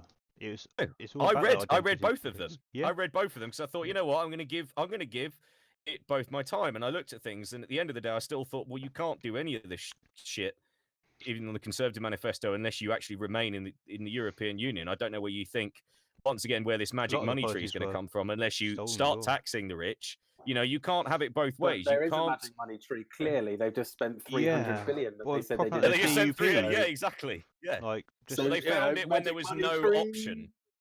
And achievement when there was no option. I guess. I'm starting to like. It can't be done. Yes, it can. Starting to like its use seems very. I don't like the word objectivist because it makes me think of Jordan Peterson, but it seems very like matter of factly. So I think that I think you might be much better he's than a the last million guy. times. Well, he's a million times better. The last guy, I think, is just sitting on the internet, like fingers poised, waiting to own the libs. It's Hugh. He's just said, I was fully aware of the bad comments Boris made. I weighed that against the policies offered and chose to help elect him anyway.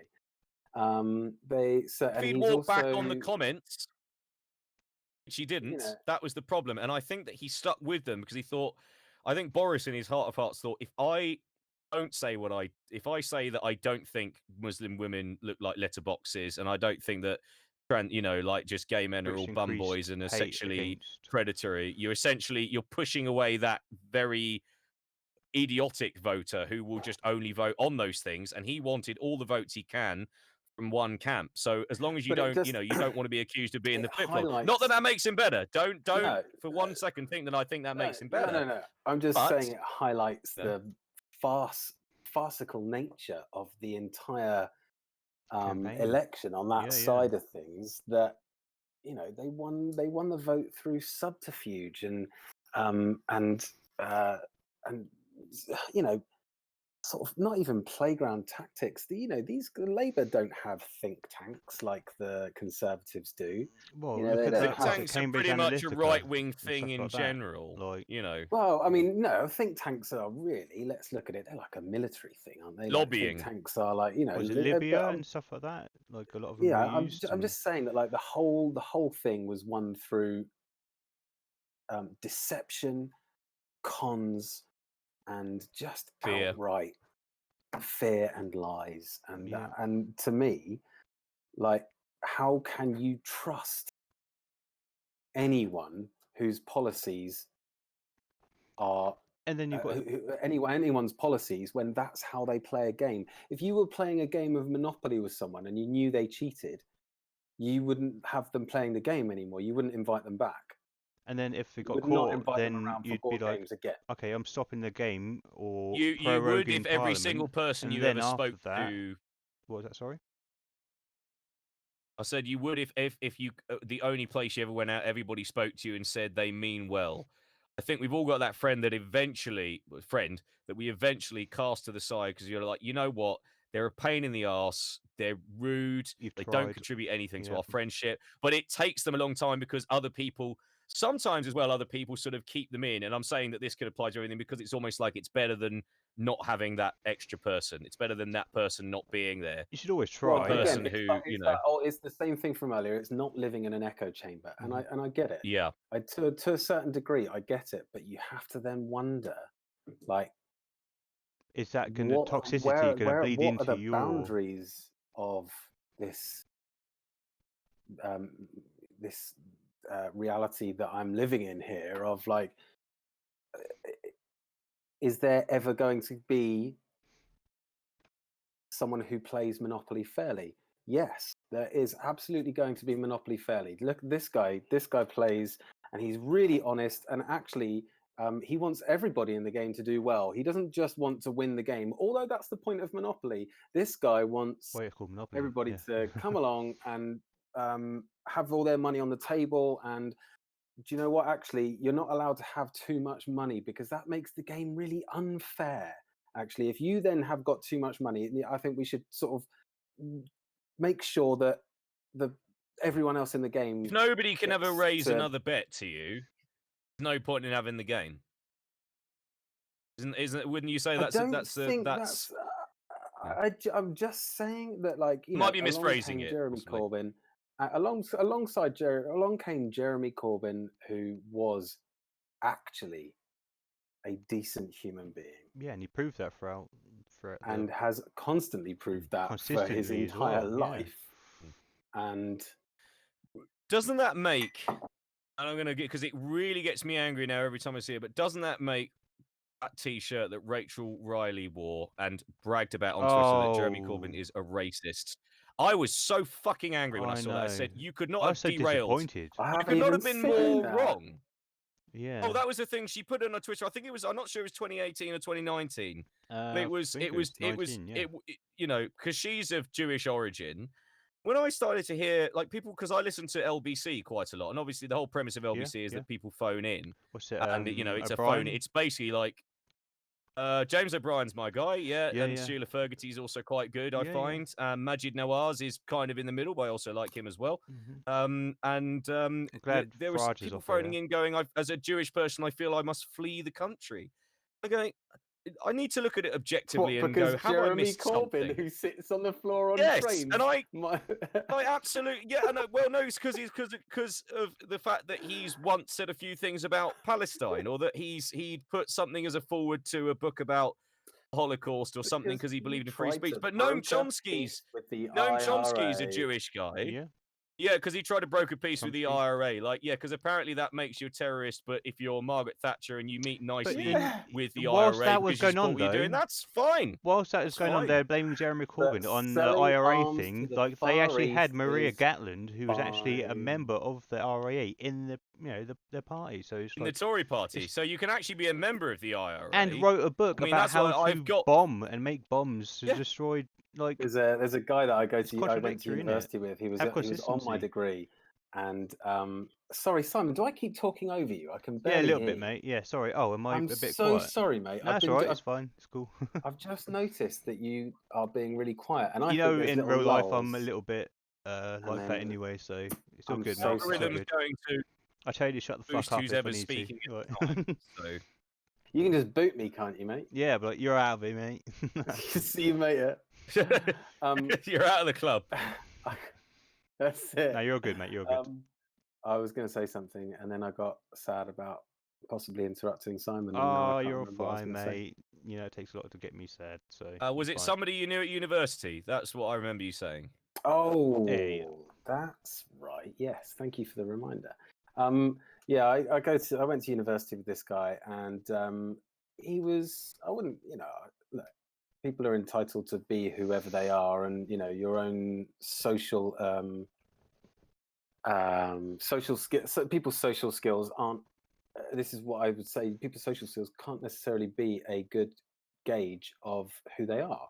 Right? When I'm out in public getting pissed, I'm a loudmouth and I'm a clown, and I'm like, I like to be seen and heard, and do you know what I mean? You're more of a you like you're an attractive guy. You've always got attention, and you always play up to that, and it's. I like fine. talking to people. That's why me and you kind of I like being melded. around people. I'm going to say that as well. You're a pretty good looking chap, Tristan. I didn't have met you before. Yeah. I'm embarrassed. I'm just going to hide. Devilishly handsome man. Thank you very much. That's not my point. My point. No, but that also accentuates just your enjoy it for the time. Your enjoy for Thank you very being much. with I'm other coming people. back next week. Yeah. I won't tell you again. So relish it now. Is it because you've had a few beers? You're starting to look very handsome, young man. Hello. It's because hello, young lady. Got a filter on. So yeah, this guy that I went to university with, he's he was very quiet. So we studied film, and he was always seemed to be quite creative. He were in lectures and things. He had a good opinion. He knew what he was talking about, and he was quite decent at. He was quite good on the subject. And in recent years, especially since Brexit, just making me bigger. I've kept him on my Facebook because I refuse to live in an echo chamber, and no matter how much they irk me and grip my fucking shit, I keep these people around because I have to know what they're thinking. I have to know what they're saying, because otherwise, you can't have an opinion about something that you don't have any knowledge of, right? Mm-hmm. And in recent years, he has. You'd had to combat them, at least in some arguments or disagree. Yes, lots. We've become very combative on Facebook. I actually told him to shut the fuck up the other day because he was commenting on someone's status. Was it warranted? And I knew full well that this person doesn't agree with him politically. And I just said, look, shut the fuck up. Your opinion doesn't fucking mean anything. Fuck off, Tory boy. Which I regret now because it does get a bit heated. We've all done it sometimes. Yeah, definitely. We've done it. We've all had a fucking enough. We've all unprovoked as well. Oh, was it? Oh, Tristan, you wanker! What are you doing? We've all had like getting us down. We've all had. Oh, we're moving places. We've all had a naughty. we've all had like a moment where we can't think of the exact argument. We know that we're in the right. We've got the things in the bank, but we know like if we don't say something now, we've lost the argument already. So basically say, you know, take your shit and get fucked. You know, so but he's exactly like this guy that we had on here. I can't even remember his name now. 1015 guy, whatever. Oh, yeah. And he's exactly like him. Anytime you've got something political to say, he will come on, and I worked out eventually that you know, he comes on with the most inane and ridiculous arguments to things where, you know, he's literally just like, he's not even playing devil's advocate. It's so lazy the way that he would argue. And do you get it where they just don't address some of the things as well? They just move on or deflect. Yeah, and they and you're like, can you talk about this point? And it's like, you know, you're not giving me a clear answer in true conservative political fucking style. Yeah. But I'd just say to Hugh, it's Hugh. Yeah, we've just admitted it isn't the best way to go about. So do forgive us because you know we're saying that we're not saying that that's a good way of discussing it. We get I'm that. sure you can understand that it can be quite heated. I did say that I regret regret and it, it's both times, both sides. Sorry, that can do it. But the way that he goes about things, and there's you know, it's not without grounds either. The way that I behaved is because every time we talk, and my wife will say to me, "Oh, what are you doing? Oh, I'm having an argument on Facebook. Oh, is it? No. I'm not going to say his name, but is it? No. Yes. Oh, I'm not going to see you for like 3 hours now. Is it who I think it is? He draws me in. Do I know this person? Draws me in with his hatred. Draws me in. What's that film? Like, they keep pulling me back in. I keep trying to leave, and every time Kramer, they just keep pulling me back in. Every time I think I'm out, they Kramer, yes, I try, Jerry, and they just keep pulling me back in. Yeah, blimey, it's Robert De Niro, isn't it? That's which one? Yeah, why do I think it was Kramer from Seinfeld? I tried, Jerry, but they keep roping me in. Oh, you're probably one of those people that's why I remember it is from Comedy Central years ago. Yeah, I never got with Seinfeld. This guy, he like, you know, he I bought the box like set. this time. Do you know what he piped up on somebody's? He piped up on somebody's post because they posted about Kate Winslet talking about her experience with Roman Polanski and Woody Allen, and saying, you know, she doesn't know why she worked with them and stuff back then. You know, she knew what she knew, and you know, blah blah. And her eventual thing was maybe it was just Hollywood. You know, that's what you do back in the. You know, things have changed since then. And this guy piped up, and he was like, "Oh yeah, Kate Winslet, you know, decides to come out and like, you know, sort of just put a plaster on it now, sort of thing." Again, I'm paraphrasing. That's not what he said, but that's the gist of it. And so my opinion of things like that is like, don't you fucking dare tell anyone, especially in this day and age, victims or victimized minorities, don't you fucking dare tell people how to feel about their fucking lived experiences. Don't fucking do it. It's a big no-no. And if you even try, you've lost already. That's my opinion, is that like, you tell people how to feel about their lived experiences, you can fucking do one. And so instantly my back was up. Just a question, was his sort of take on it that it sounds like one of those things where, oh, unless you solve the whole problem, don't bother piping up.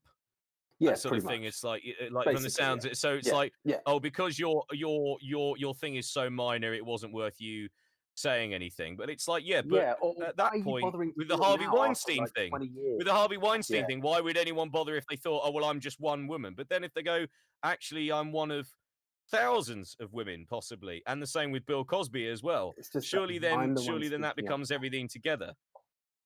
Yeah, exactly. I'm the one speaking up now. But if that guy is sitting on, by that logic, that guy could post that 300 times a day, you know, on average, from the amount of you know, stories that come out on Twitter. It's like, at that point, is it really, oh, no one's doing anything? Because that's like, he probably looks at something where there's a march of, you know, like how many million people marched to say Remain on those Remain marches, something like they reckon 3 million people did. Yeah. And they go, well, that's only 3 million out of 67, so that means nothing. It's like, but that's still 3 million people all marching in defense of one thing. And you could, you know, the number one thing to do is to never, and don't do this on any side as well. Don't say things like stupid, like, oh, nobody likes Donald Trump. Clearly, like millions of people do. Like clearly, millions of people do, and they will support him, whether you agree with it or not. The stupid thing to do is to downplay. Likes Donald Trump. To downplay popularity because it doesn't work in your favor is a stupid thing. Because it's like saying, oh, nobody likes that idea. It's like, look, if you see thousands of people marching for something, or millions of people marching for something, or millions of people voted for something, don't be stupid and say nobody likes this sort of thing. It's the same mentality as when somebody tells a joke on a comedy special now, and what, as I said, was the reason I don't like identity politics and I don't like super woke culture, and it just happens to misfire, and they go, oh, but that people still laugh, and then on the review they go, and nobody laughed. Like, well, they clearly did, actually. They clearly did laugh. It's just you found it not to your taste. So the number one thing is to do, not to deride the popularity of something because it's not to your taste. I don't like TikTok videos, but millions of people worldwide do them. But I can't say because I don't like them, nobody's on it. I don't get to say that, 12, Tristan. So the people who go, oh, nobody's listening to, like, the whole the Trump mentality of nobody watches CNN, nobody watches MSNBC, nobody listens to my critics. Is like, well, clearly they fucking are, because you've noticed them criticizing you and you've noticed people repeating that criticism. Tash, hang on 1 second. I've got a source of information just coming in. What did you say? Oh, really? Oh, blimey. Oh, didn't a US company? I thought the US company. In America, yeah, I think in 2 days. Yeah, in 2 days, Trump's trying to base. I think he's not necessarily banning it, but I think he's not allowing. I think he's trying to do a deal with Microsoft where you can't re-download it. So I think if you've got it, you might still be able to use it, but you can't. They can't buy the app. I think so. You can't get any more users. You can't delete it off your phone and then. Yeah, I don't think you can delete it off your phone and then reinstall it, because you won't be able to unless you were to use, I don't know if you can get a VPN for your phone or something. So I think the people who already have it will be able to keep it, but I don't think TikTok accepts deal revision as Trump prepares to review proposal. What? It's Hugh. Why did you bring up he was a Tory though? That's what I don't get. What does being a Tory have to do with this guy's incel comments? And then Little Miss Chaos has put, you don't see a pattern? Odd. Yeah, well, actually, it is extremely relevant that he's a Tory, considering that this is a are we very talking political about 10-15 guy? No, we're talking about the guy that I was just talking about on my. Oh, that guy. Okay, right. Sorry, I'm losing track here. And and actually, there's a. You guys carry on and go to 2 seconds. Firstly, this is a political discussion. Secondly, it's important that he's a Tory because actually, views like the view that he made, absolutely 100%. Register with current Tory ideologies. Matt Hancock's comment in Parliament of telling a female colleague to watch her tone. Are you serious? Like, absolutely. Comments like the guy that I was just talking about. Absolutely, it's relevant that he's a Tory, that he's a Conservative. 100% relevant. Like, that is exactly who those. Those minorities, or apparently majorities, appeal to. So, I would say that in terms of their success recently, I would say that a lot of it, especially after having listened to LBC, is that there's an awful lot of people who said they held their nose voting because they felt themselves liberal, socialist, or what have you, or maybe traditional left wing, but they wanted a Brexit and they weren't sure whether Jeremy Corbyn's Labour Party would deliver it. Even if another referendum was held, they'd rather have gone through with it. So there was a lot of people phoning up. I think pretty much a whole 3 hours of people going, I'm, a miner's son, or I'm a steelworker's son, and, I'm from a fairly depressed town. We've been pretty badly hit by the last 40 years. But I felt that Brexit was the only way to get out, and therefore I voted for it. And there was only one party. The Lib Dems were expressively, we will cancel Brexit. Labour were going to sit on the fence as far as he was concerned. And the Tories were 100% behind it. And the Brexit party was just a money-making machine for Nigel Farage. So even they saw that. Yeah, the Brexit party, funnily enough, got a load of money and then vanished into the night. Yes, I think didn't they have to pay like hundreds and hundreds of pounds to stand as MPs? They had to give the money to Nigel Farage, and then he basically decided not to allow them to stand, but he kept the money. Yeah. Anybody at this point, I can sort of understand. I can sort of get being a Tory voter. If you are still a stalwart Brexit partier after what he's done to his own MPs? You are a fucking moron. I can't be kinder than that. I'm sorry. You may. Yeah, I true. don't necessarily. I mean, to be honest, because it's like being in a cult at that stage. He's got your money. He's fucked off. He's dissolved the thing that you put the money for, and he wouldn't even let like the guy next door who wanted to stand for you or actually stand, but he kept the money and didn't refund it. It's like, how can you just not see that this is it's a fucking Ponzi scheme? No, at least when you put your money into your subs for the Didn't whatever Nigel the Farage Conservative used to be a Party, they'll punk or put an something as MP well? up for you. Wasn't there a picture of Nigel Nigel Farage used to work in the market sector, so that's why he's extremely, generous towards them and make sure that they never get blamed for anything, even during the banking crisis. Do you think Boris Johnson screens any call he gets from Farage? He's just like, not now. I thought for a time but I phoned into LBC saying I can foresee Trump phoned up and said he preferred Farage's deal over he wasn't during Boris's the lockdown. deal. Farage went to America, didn't he? He did, Yeah, and exactly. then then everybody on TikTok got all the tickets, and then nobody turned up. Or the Was it That's the Korean? why Trump wants it banned. Korean teenagers. That's why was Trump it? wants fucking TikTok banned. Oh, It's you. Look, it's you. That was it. just like that was. You understood the Brexit Party with a stupid party election. No, I think that is. No wonder Trump wants it banned. The Brexit Party weren't stupid. They knew exactly what they were doing. The stupid party at the election was the Liberal Democrats. Nigel Farage knew what he was doing. Yeah, he did. Yeah, exactly. Nigel Farage, and ultimately he is knew what he was doing. His followers didn't. No, that's the thing. And if you most, and I've met a few proper kippers. Like you see the sticker on the back of the car. And they always have been that same kind of like 3 teeth, cross-eyed, like literally walk straight out the back of a fucking Viz comic thing. I've never seen them like any UKIPper like kind of ever live past the stereotype. And it sounds like maybe that's why the stereotype exists. It's like Tory voters can be all shapes and sizes. I mean, look at the I've never noticed in the last 5 years. I go, well, God, you've got Sajid Javid, you've got John Bailey, you've got Priti Patel, you've got Priti Patel.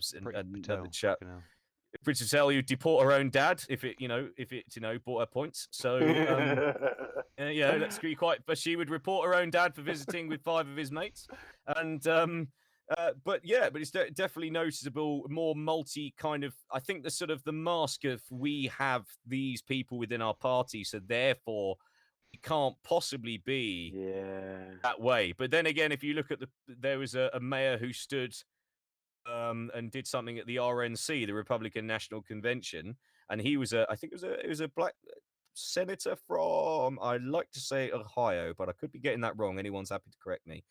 And he is just parroting the same line, and in a certain way, like Candace Owens does. But if you look at what Candace Owens, if you look at what Candace Owens was doing up to 2016, she was on the left of things. And then I think that she's not stupid, but she's very driven by money. And I think she saw that, a fool and his money are easily parted if you sell it on Fox News. So I think she said, money over principles. I will just go for this. The Fox News will give me time of day. Ben Shapiro will give me time of day. Rush Limbaugh will give me time of day. Yada, yada, yada. They'll buy my books. I'll become the Black Ann Coulter. And people will just lap up this shit left, right, and centre because I'm tokenist. Yeah, of course it is. For some people who don't mind selling their soul, But that's the insidious, poisonous, conservative, neoliberalist illusion. Call it objectivist because they don't bring any emotions or morals into it. It's just like, well, this makes me money. And, morals are kind of a stupid thing to inject into the framework of society. So why should I have morals? I do the thing that I do. It's of no consequence to me whether that hurts somebody, and trying to aim for something better. I think that's the whole... I've tried to watch those, and I have actually listened to them all the way through, those Joe Rogan episodes with Jordan Peterson, because I want to be like, I don't want to judge this guy outright. Maybe he's not as bad as he says he is. And I don't think he's this fucking Nazi people make him out to be. He's not great, but he's not a fucking Nazi. If we could pull back on people actually think he's applying like God, that to though. real Like, Nazis. That's the problem. but Yeah, he well, is it's that, but that's the everything whole that he Ayn says. Rand thing. That's the whole Ayn Rand thing, isn't it? That's the whole individualism, you know, kind of every man is their own god type thing. So you shouldn't. But I think that in a way that they go. Well, he's also got to learn to not fucking just eat meat for every meal because he's poisoned himself something rotten. He's in hospital. I mean, as in, like, he's got some. Sorry, Simon. I think he was in hospital recently, wasn't he, because of that? Or in Russia. Yeah, I think he's been hospitalized. He's also had an addiction to painkillers or something. Yeah, I think he had some yeah. long-term. I think he had some long-term illness that he was trying to solve with a diet that I think only made things worse. Yes, because he and then he ended up in. I don't know why he ended up in hospital in Russia of all places. I don't know.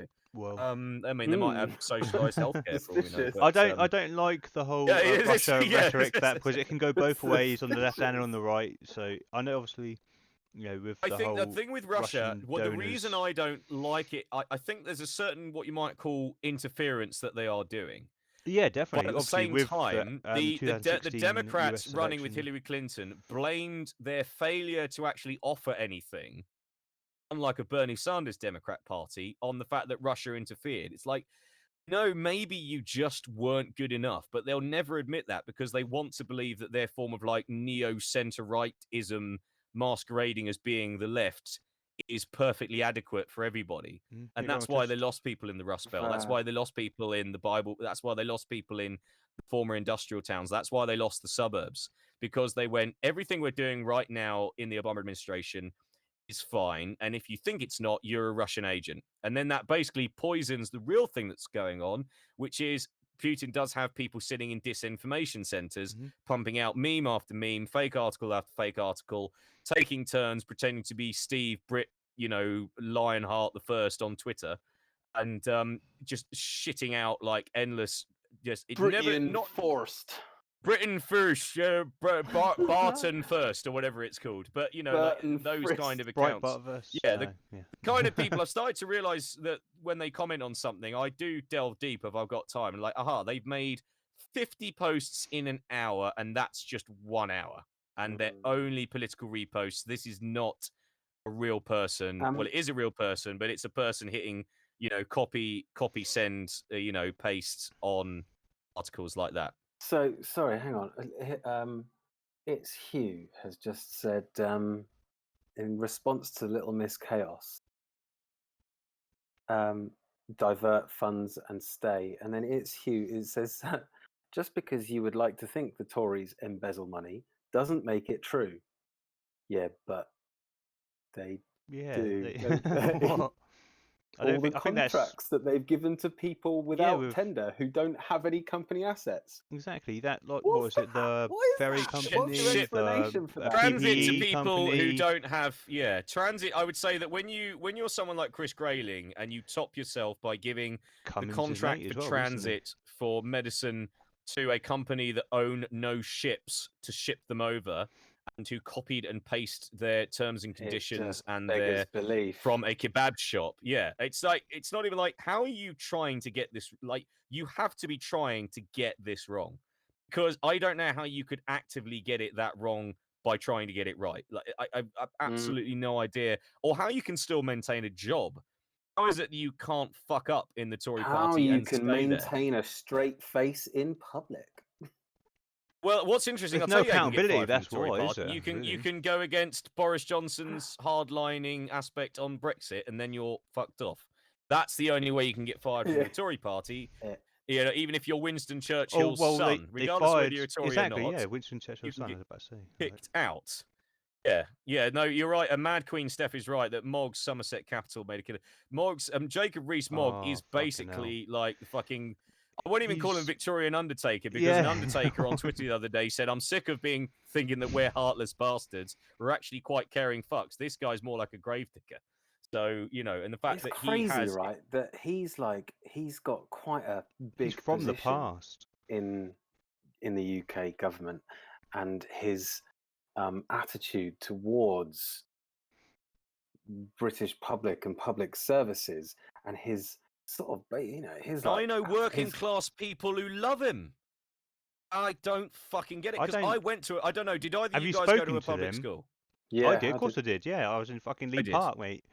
I've But been yeah, to public I mean, and like, private as schools. in private, yeah. So that's what when I say public school, I mean like paid for boarding school. Yes, oh, I might be thinking of sorry. the I inverse thought you because I meant was. private school. So did you go to what I would call state? Because I've had half I and went to half. state. Yeah, state. So yeah, I've had both. Same as that.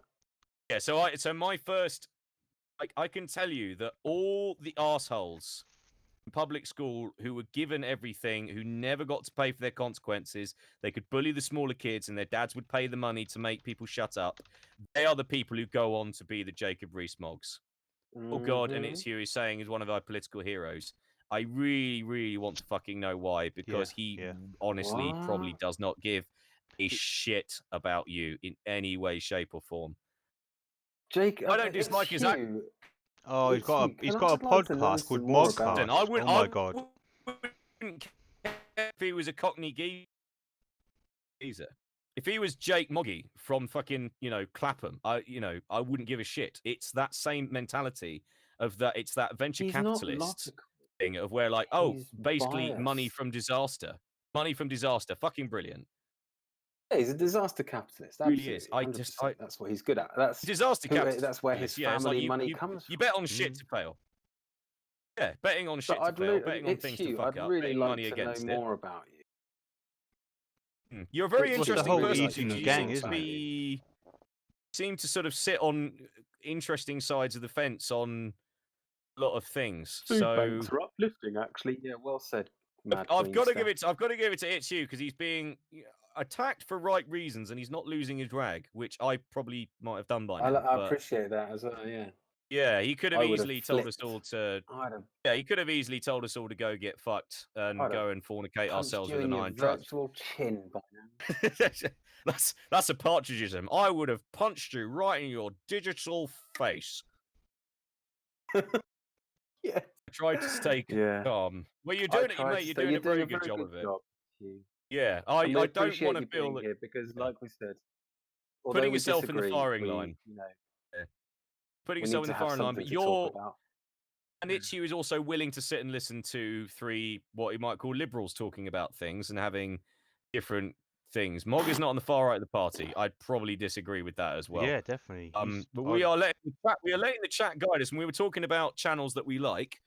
Yeah. I'm going to pull back to that and say that the Navarra media is the British one that generally is like a sort of that's a group thing. TYT, that's a good one in America. Yeah. They've had a lot of money invested, and funnily enough, they upped the ante just as they all had to go into lockdown. Do you guys look at David Packman? It's almost like they got David Dole. David Packman, have you guys? David Packman, yeah. Secular Talk is probably one of my favourites because it really just seems to be like a Carl Kalinske really does. It's weird. It's almost like he's a kindred spirit to me. I don't think I rarely ever disagree with him on anything, and in the way he constructs his thoughts, I feel is very similar to me. So, it's you. Yeah, knowledge of history and Parliament is awe-inspiring. Yeah, but I know you can be very knowledgeable and still be morally wrong. Sorry, I mean the two are not mutually. Sorry. I was about to say. Carry on. Sorry. No, mate. You're due a few interruptions. I feel. No, it's all good, mate. I was just about to say, on Twitch, I know you two. This is your first time, isn't it? I think.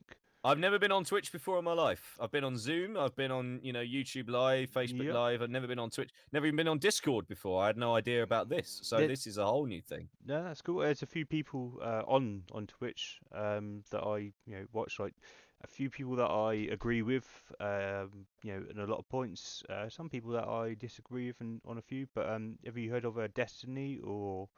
Obviously, Hassan Piker, from the Young Turks and stuff like that, as well as Vorsh. There's been quite quiet of recent. I do try and keep my eye out for him. There's another. The Young Turks has sort of been quite good at developing its own little what you might call people who go out and end up being like the solo artist equivalent. Because I think Carl Kalinske started on the Young Turks. So I think is it Duncan Trussell? They got a Scottish guy now.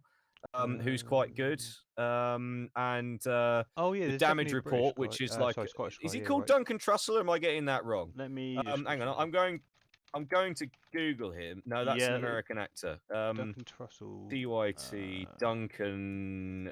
It's no, that's the one that's Scottish on, guy. Joe Rogan recently. Yeah, he was. Yeah, I can't. TYT. Francis Maxwell. That's the guy's name. He's pretty good. Francis Maxwell. And what I like about that is that he's come in as basically having an outsider look, because it's the same thing that makes the chap called the Rational National on YouTube. He's very good as well. Very professionally done, very well put together, very calm. He's a Canadian, so he looks at what you might call America-centric things from a just over the border sort of mentality. And I think he's able to give it that sort of mentality of he knows what an effective healthcare system looks like. He knows what sort of, more equal distribution of wealth looks like, but not from that far away. So I think he's a very good one. Humanist Report is good. Damage Report is quite good. That's with John Arderola, who's one of the Young Turks. I like the Damage Report. Yeah, I would say that if you want to talk to like the one that I go to on my subscriptions more than anything else, it is probably Secular Talk and Carl Kalinske, because it is just one guy, not a lot of graphics, talking to the camera, maybe like one picture behind him, and he can just be so eloquent, but he can also not be highfalutin. Like something that he's pointed out recently is that Democrats and liberals in general in politics are really bad at getting basic ideas across, because they have to sort of talk in a certain sort of highfalutin way that ends up sounding more showy offy than it does caring. It doesn't end up sounding altruistic. It doesn't end up sounding like, like you give a damn about the working man. It just sounds like you're trying to be above them. And I really think he had a point. I really think that he had a point in a way that somebody like Bernie Sanders just gets across basic shit like your pay is not good enough to afford you a decent life. It shouldn't just be billionaires and 99% people who are suffering. Wage. Yeah, exactly. And that's why that's why the Democrats are fucked off at him, because he's got a better way of messaging people, because he's got an active, positive message. Whereas the Democrats were just running on a kind of, well, look, we can't make things better than they were. Can we just go back to the things the way they were? And he's saying, no, that's what got you Donald Trump in the first place. You can't just blame it purely on racist voting. You just can't do that. And he's absolutely right. The whole deflection of it's either Russian interference or it's just racist found a guy they could vote for. They always find something, don't they? They always find something like. Yeah, of course, and that's why at least the Republicans are like openly shitty.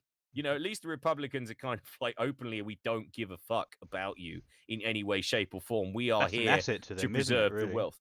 Yeah, but then the Democrats in the middle go, look, guys, we just would love to make things better, but we just can't. And then you've got the AOC wing and the Bernie wing and even Andrew Yang. I think Andrew Yang was Andrew Yang was really good. Yeah. Andrew Yang's brilliant because he's also he's not really like very much got his foot in one political pie. He's got one issue and he says it doesn't matter where you come from on this issue. It would be beneficial for everybody. And he's got Republicans on his side. He's got independents. He's got he's brilliant at communicating. Like if you just had money in your pocket with a universal basic income, this isn't going to stop people from working. I know it wouldn't stop me from working or trying to pursue something. It wouldn't. Was it 1,000? But no, absolutely. It's barely enough to barely enough to pay my rent. But one thing it would buy me is a bit of peace of mind. Yeah. But the one thing it does buy you is peace of mind. And isn't that the best gift that anybody can give you? Because then if it makes people go out and go, I'm not just working frantically in a shitty job I don't like to preserve, making sure I've got food in the fridge and to make sure I've got the money to get the train, to go back to it's a safety net. And he said, why don't you just get rid of all these benefits, everything like that? Anybody who really needs it, who is disabled, of course, can apply for it. But we just get rid of, what you might call, out of work benefits. We replace it with that. And Alaska does it. Alaska does it. It's a statewide initiative.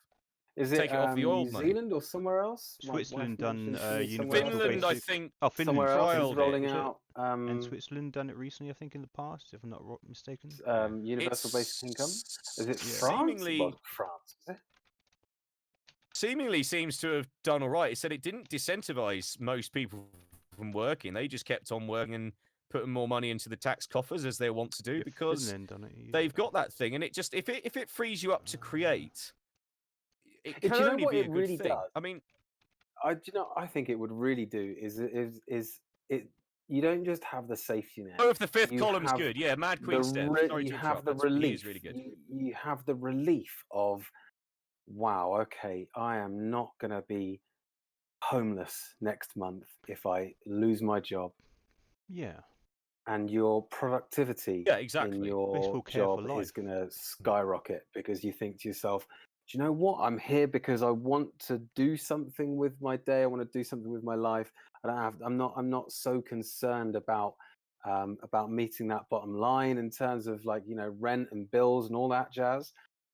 Like, I'm not working a shitty job that I hate with all my soul, not putting anything really into the system, and then basically eat, sleep, repeat. If I have the time to sleep, because I've got to have a second job that's got to pay the money to get to the first fucking job, which I've been in that situation, and it sucks. It fucking sucks, you know. Well, it's about being in a position where, you know, we're trying to improve things for the future, and something that is going to be massively impacted, you know, is going to be job unemployment, especially like times like now, which it's prevalent. You know, so many people are affected by something like this. If we had something in place that, you know, if we take money from, which there are places we can take money to fund things like this, like making sure that, you know, the bankers don't get massive fucking handouts and shit like this, and tax cuts for massive corporate and then sack their and workers stuff. on top of it. Exactly, yeah, and shit like that. I mean, the money is it's like, there so you want socialism for you, but then you also want to sack the workers, but apparently you had billions in the bank and one bad month and you were fucked. It's like, you know, you are not the acting like they're living on the breadline so that something for the lower end can't possibly be achieved. It's like, why do we have to? Why does essentially like all that work have to then bail you out? Well, every single fucking time something like this distinctly happens. personified in the money that, oh, I can't remember what the money they just gave to some people was, but they gave away, you know, £100 million or something. Can't afford to give kids free school lunches. Oh, well, was it the Conservative government gave I saw a variation the money on that. the EU gave the Conservative government, was it £3 million for child poverty? They gave it back unspent. They handed it back. Yeah, so what the fuck? Why? How can you support a government that does that? Give a shit. So how? Because they can't be seen to be using it. So it's worth sacrificing children starving. They couldn't work out a way to fucking pilfer it, and so exactly, they were just like, they couldn't put put it in their own back pockets, so they're like, fucking have it back. Sort this problem out ourselves. Here you go. Because, like, I know it's Hugh. He's you know, he's says, you know, I'm seeing there's more no things evidence. In it, Hugh, I would disagree with. He's saying, oh, there's no evidence that they embezzle money. There's no evidence so much of it, but there evidence. is lots of evidence that they're giving money to their benefactors. They're giving money away to their friends recently, without tender, without competition, without assets, without any of these things. How can you say that is embezzlement in all but name? They're doing it legally, but also, what's offering lordships to people whose only even both of them gets a peerage to them is that they support Brexit. That you have just putting some purely for Ian, both of it's like, fine, he's a cricketer, but like literally, he's a cricketer who hasn't necessarily poked his head up. The second he pokes his head up to go, I support a Brexit government. Okay, right, you get like a lordship. Give him a knighthood. It's kind of, it's like the bar is so fucking low. Peerage. But there's a good there's but offering him a lord, really old peerage. But offering him a peerage.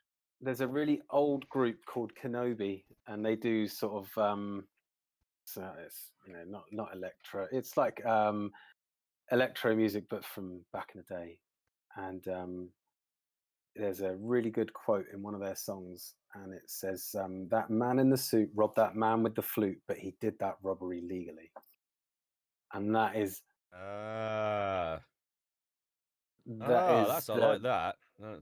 That's a really nice quote. I really like that quote, and it's from this that Kenobi is in the Obi-Wan Kenobi spelling, because I'm looking at it right now, and they call themselves Dance Electronic Hip Hop. Yeah, but so back in the day, they were very experimental, very says they've got a few albums from the last, very sample based guys, and now I'm gonna I'm going to argue with its Hugh for a minute and go that he did bring about the cricket. Yeah, he's a brilliant cricketer. Yeah, I'm not going to doubt that. I like a bit of cricket. What's cricket got to do with the welfare of the nation? Why is it only the second that he pipes his head up? Yeah. But right, yeah, and it's why is it only when within a few months of you declaring that you love Boris and Brexit that then you get offered a fucking peerage? It's not they didn't give it to him for that. Give him a knighthood for his fine, but the Queen has no interest. Yeah, everybody who does something, you know, like Dame Judi Dench. You know what I mean? Like in knighting anyone because they do her a service. The Queen basically has to knight people because they get nominated. Sorry, Ozzy, you kind of broke up. Dame Judi Dench or whoever, they get a knighthood, they get a damehood, right? That's fine. You've I don't think that's put the country on the map. My least British Empire medal. What was it? Fucking the Cats. What's his name? The guy that created Cats. He's Andrew Lloyd Webber. Yeah, it's like why would he need to be Lloyd Webber? Yeah. I don't like his musicals, but my God, he's cranked out a lot of them and made a lot of money for British industry, which is fair enough. He's also sure he's a break. That's sort of why you get it. But it's But on that thing, oh, massively, yeah. And I'm sorry because I've had to refresh the Twitch. I've had to refresh the Twitch. I think it might be Mad Queen Steph that recommended Bow of the Fifth Column.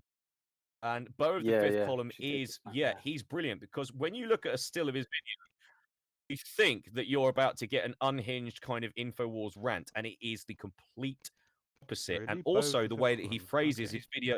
Yeah, you see red cap or a trucker cap, big beard. He used to be a military specialist. I think he used to be like an arms specialist or something, or an advisor to various military sort of factions or something like that. And I think he said he sat on the other side of the fence for quite a while, and then in the sort of post-Trump years, he kind of went the other way. And initially, he said, "Oh, I'm not necessarily pro-socialism or Democrat. I just feel that what Trump has done is basically that's not what conservatism is. That's what not Americanism is." But the way he phrases every video title would probably entice somebody who used to sit on the other side of the fence as well to listen to it. And he's very calm. He's very softly spoken. He goes, "Hiding everybody, it's Bo again." He's got this sort of real South drawl, and it's totally accessible. I would really recommend Bo of the Fifth Column, and Steph was right to bring that up because his videos really are. I mean, you can catch up with them now. They're only like 5 or 6 minutes long. It's just him straight to camera. And he always ends it with this. Nice just a one, thought. Mad Queen Steph. You've given us all some homework. Yeah, it's good. Very digestible videos as well. And he seems like the kind of guy that you could really sit down and have a nice time with, and kind of like a nice guy to speak to. Just quickly, guys, sorry to interrupt. It's Hugh. Please be careful with the harassment and stuff. Like, just when someone says stop, please. Anyway, what's he doing? Sorry, I missed that. Oh, in the chat. I have to refresh that. Hugh's pounding Mad Queen Steph a bit. Oh, really? But, yeah, don't be a dick, man. Like, chill out, yeah? We just want to have a talk. What the fuck? Anyway, doesn't matter. Okay. Yeah, it's cool. Done okay. now. I think he's come back. He's come back now. I think Steph's quite thick-skinned. Yeah, anyway. I would say that there's more. Yeah, I would say that he's definitely not what one would call a snowflake. He seems to be quite... Oh, that fucking catchphrase! Jesus Christ! Oh, that word! When they get often by uttered by people who shit themselves every time they see it. Always the liberal left that are the snowflakes, isn't it? But when you actually boil it down, the liberal left are the ones saying, "Oi!" I feel like sometimes they're yelling at a mirror. Like, yeah. Do you know what I mean? Like, that's literally like sometimes you're like, "What? Why are you so angry about something that doesn't affect you?" That's a lot of issues. Like, mate, we got a new addition to the chat. I have a feeling this might be 1015 King guy under a different name. Paul's Modelling Company. Banned Chinese soy boys from England. What do you do? He's come back. FX tanks. What kind of modelling do you do? His alternative account. Yeah, you're probably right. It's Hugh. Yeah, it's Paul's Modelling Company. Is just that's a pseudonym Paul's for Modelling Company Let's Remake. hang on, Paul. Can you Paul's modelling company? Can you just show us the fat guy emoji again, please? Yeah, we were kind of, that was the fresh one on us, so we were we liked it. We liked the fat emoji. Yeah, it's all to count yikers. Yeah, this is I must say, this is a very bizarre thing when you've got somebody that you almost totally disagree with, but is being civil with somebody that literally like lives on another fucking planet on further down that side. Yeah. It's you know, it's very weird watching that sort of thing going on, because it's almost like I have to root for somebody here. So who does one root for? It's Hugh. You know, you might have some skewed political views in my eyes, but at least you're not a fucking bastard like this. Yeah, at least you're Paul's modelling company guy. Yeah, I might be a bastard, just think, but I'm not a fucking bastard. Paul's modelling company. Soy milk to the tune of International. Discord. Oh, it's you. Ah, no, it's. Can we invite you on? Can we invite you on just to hear you doing that? Yeah, if that's your party trick, I'd really love to hear it. And now I'm interested because actually I'm just thinking about It's You as well. When you go into university, you are probably going to find that you will be, I wasn't going to say possibly quite on your own politically, or there might not be that many other people who think the way you do. Because also, if you think about the concept of university or higher learning, second, it's not Eton or Harrow, it's a load of indoctrinated students. Do you notice that's kind of an agenda, like indoctrinated far left liberal students all thinking that because they've gone to university, they know everything? It's like, yeah, but also you're the same people who vote people in on the basis that they go to Eton or Oxford or Cambridge. So you kind of can't have it both ways. Again, I don't like think this is. Do you know what? This is something that I'm fucking sick of. Sick to the fucking back teeth of this is the opinion or the belief that our prime minister, male or female, has to be, or whatever. Like, actually, let's be honest. Like, I'm more than ready to accept a prime minister of variable gender. Do you know what I mean? Oh yeah, anyone from any community. It doesn't really matter. It's irrelevant, basically. I think is what you're trying to say. I think it's time we have somebody different, right? But my fucking really. Remember that John Major he was a Brixton boy, so it's not, But having said that, John Major now. Then you listen to John Major speak, and you watch his demeanour. And again, with Keir Starmer, he's not an Eton boy, but look at his suit, look at his hair, look at the way he dresses. The opinion and belief is that a prime minister has to have some sort of fucking status. You can't have the Jeremy Corbyn who looks like he just got done doing a day's toil on the field and put on his best fucking suit usually to come anyway. into Parliament. Like he talks the talk, doesn't he, and walks the walk. Right, much. and this is what pisses me off. And that's what you get criticised for if you're not Jeremy Corbyn. That status. Yeah. This is what you get criticised because if you're like, oh, well, you're a champagne socialist. It's like, okay, so now you've got someone like Jeremy Corbyn who had a cheap, shitty house in Islington that, thanks to inflation, is worth a lot, despite the fact it's still a pretty crap house. We've all seen it. And then they use that as a beating mark. And gave most of his wages to charity. He gave most of his wages to charity, lived a modern life, literally grew his own fucking food. What was it Jeremy Hardy said? And he said he was un-British. He couldn't be more British if he fucking bled tea. And he was absolutely right. He's literally, do you know what most middle class British people do exactly? My mum does that, and she's as British middle class as they come. Growing your own food, having tea, like trying to go vegan, trying to grow it all yourself. It's like, and all of a sudden that's like out of touch. Kind of, like it works on two ways. Oh, it's out of touch for the working man. Oh, and it's demonized. He knits his own jumpers and shit. It's like, what? That's that's something to be proud of. In the 40s, otherwise you didn't. Yeah, that's self-sufficient. That's. Have to do that again if there's a no-deal Brexit. Go back like 60 years. Go back like 60 years. Not even that. Go back like 30, 40 years. Go back to the 70s. Yeah. Right? And if you were middle to working class and you weren't growing your own vegetables, you were probably weird. Well, it's Yeah, all you microwave probably meals were. and shit nowadays, isn't it? Like, you know, it's all mass produced. Like, I think it's yeah, and I think it's kind of like this is going to be really hard to structure this sentence. Going to take my time over it. The Good. pushing of people into more kind of disparate situations, and then saying that because someone wants to pull them out of that disparate situation, that they are out of touch, is, I think, a very clever kind of like But the thing is that technique they by are. that angle. You know, they're not. Yes, it's the people who Yeah. write these newspapers are not stupid. They're bigoted and they have agendas to get across because it's profitable. But they are not stupid and they know how to like kind of turn that hand. As I live in absolute poverty and he doesn't speak to me. It's like maybe he kind of wants to make it so that you don't. You know, how about that? And it's also the idea that nobody in power can care about you if they're liberal.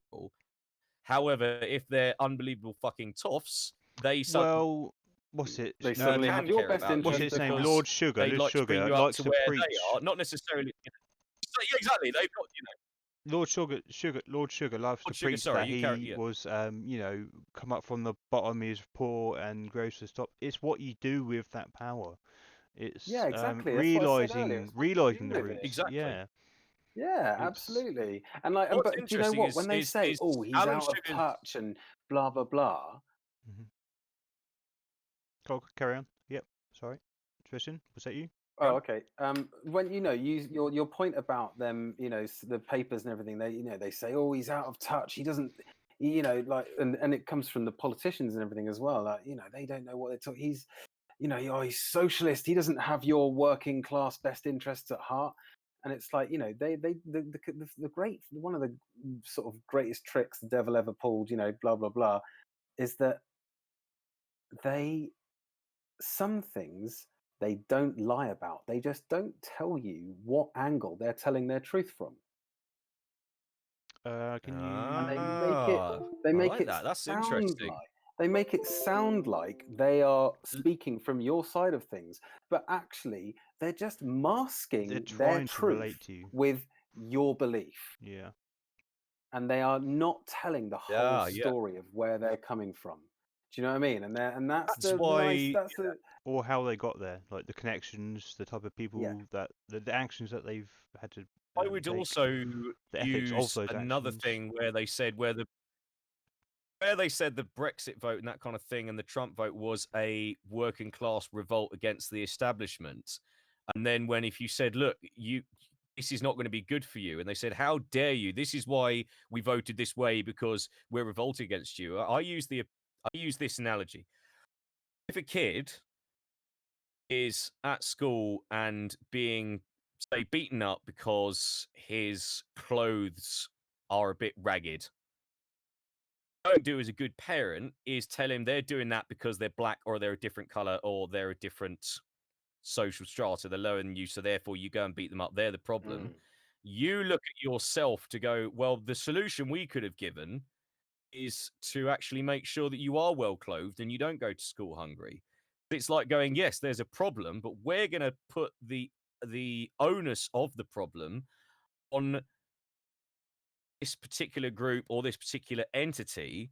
And then when we say, no, hang on, wait a minute, that entity's been going out of its way all this time. Yeah. Oh, how dare you talk down to them? Yeah, well, it's not. It's kind of like I'm not going to absolve them and go, well, it's. You'd rather blame it on a brown person, so I'll let you. No, I'm not going to let you get away with that. I'm not going to let you get away with blaming it on every person who speaks different, or seeing a gay guy on TV, or a transgender person, or somebody. And it's like it's always like that sort of. You can almost. You can lead a horse to water, but you can't make it drink. I think that's the analogy of the. But it's almost like you can lead a horse to water, but the water's fucking poison. And when you try and tell the horse, stop drinking the fucking water, it's poison, you're suddenly talking down to the horse and belittling the horse. It's like, no, I'm not doing it because I want to be superior to the horse. I'm doing it because I want to fucking save the horse's life. Yeah, That's the intention. analogy I was using. I'm not, yeah, exactly. It's like, I'm not going to, talking down to someone would be like you saying, yep, the voices in your head are real and it's definitely not psychosis and you should definitely carry out every weird murder or every weird thing you want to do, as opposed to actually see, I don't know, a fucking therapist who should help you stop you hearing voices in your head. Like, that's the right ha, thing ha, to do. you've got Whether voices in it's your head. Ha ha. Here's some water. Drown. Do you know what I mean? Like, it's not. Yeah, It's, exactly. Yeah. It doesn't. But this is the discord, funny, that is created amongst people like us. We are not the controlling class. We're not the ruling class. Therefore, we and I say it all the time. Like, the Conservative Party is one of the oldest political parties in the world. They are probably one of, I think they were the original, the first political party in England. They certainly are the oldest political party in England. They've definitely changed. I believe Labour as an entity is only 100 years old. Well, Labour came around from World War II, didn't it? As a party. Labour was around before that. I think it existed under a different name, but I think it might have been something like I think it might have been something like 100 years, or maybe not even that. Late 19th century. I think they had Tory party has been around longer than America. Well, yeah, yeah, essentially, yeah. I mean, it is. I mean, in terms of when people call it traditionalist, it is. I think possibly it's. Sorry, I've forgotten. Yeah, it's you. Might be possibly disagree that right now the version of it now is not traditionalist and it's not one nation. The Labour Party, it essentially come along. Annoyingly, it's not giving me the exact origins because I think it had a different name. But I find education-wise is interesting. Oh, you're breaking up a little bit, mate. You're. Am I okay? Am I still there? La la la la. Oh yeah, you're here now. Yeah, good go. Good go. Yeah. Why did it take me my own research to find out who brought in the NHS and who ran the country after Winston Churchill office was voted out of office? That's something that they don't take into account, is that Winston Churchill and his Conservative Party, for all the use of banging that as a drum to say that they, it's our best prime minister, therefore the Conservative Party is our best party. But ridiculously flawed. Who created the National Health Service, which is very interestingly always like sort of overlooked? And it seems Bevan. Yes, it was. It was Nye Bevan with the O spelling. Yeah, there you go. Nye Bevan. Yeah, Nye Bevan. Who was basically that was the NHS was created after World War II, wasn't it? Bevan, why don't kids? In 1948, and actually pretty much every Tory MP voted against it to be created, despite the fact that I believe it was proposed by one Tory MP who was very strictly whipped to, get in line and not suggest such a silly thing. Canada, I don't believe, had a national health system until the 60s. And when they had a list of the greatest Canadians about sort of 5-6 years ago, the guy who came up top was the guy who came up with Canada's basically his one thing, Tommy Douglas. That was his name. He was considered the best Canadian that ever lived, purely on the basis that he came up with their healthcare system. That was enough to get him topped. So by all that reckoning, surely Nye Bevan should have been, he should be at the top, but people don't know him.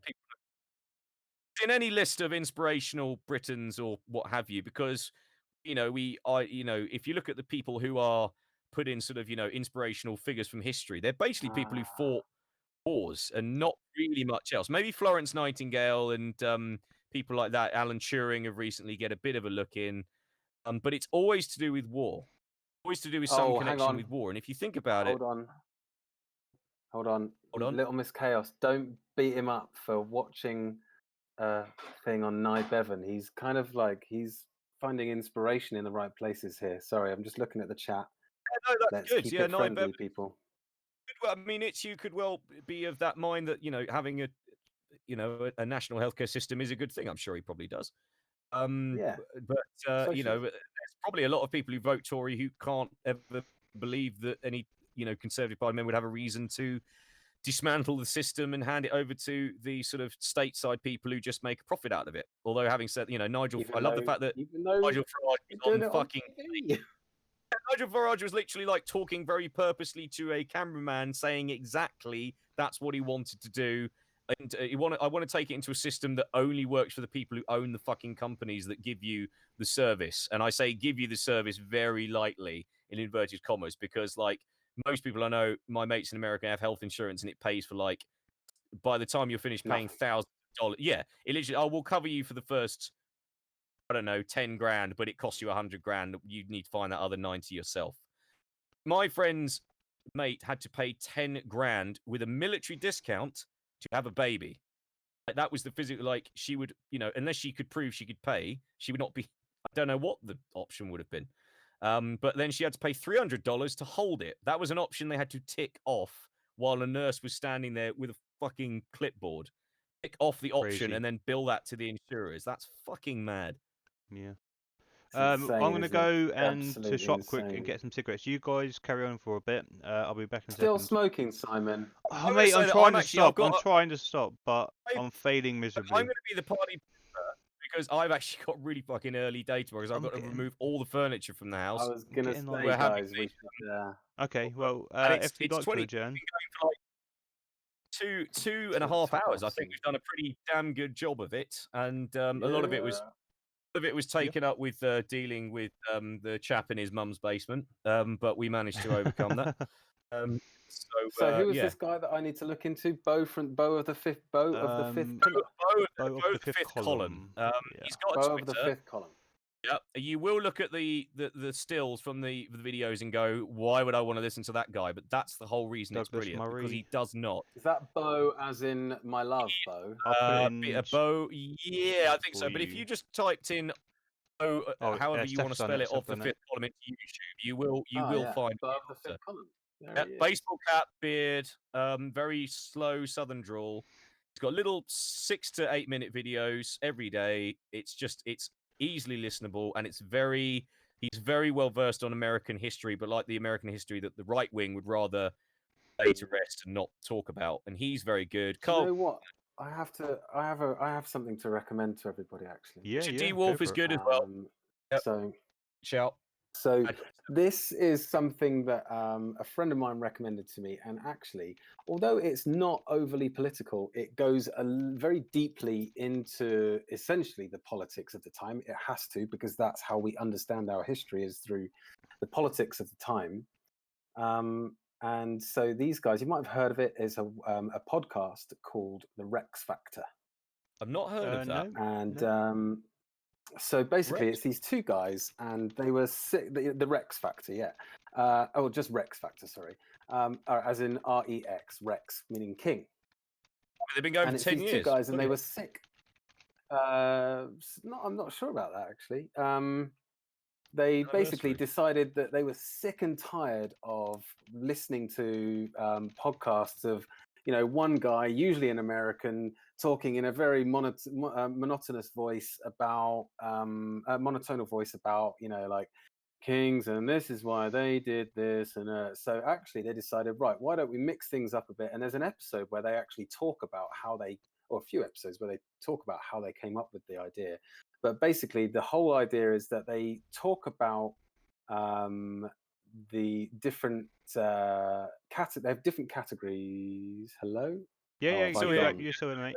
Okay. So they talk about they go through different categories of the monarchs. Okay, so they start with Alfred the Great, right after the Romans leave and Britain becomes the set of kingdoms, and they talk about like battliness and other things, and they're actually they're quite funny guys. They're very well spoken. They're very interesting.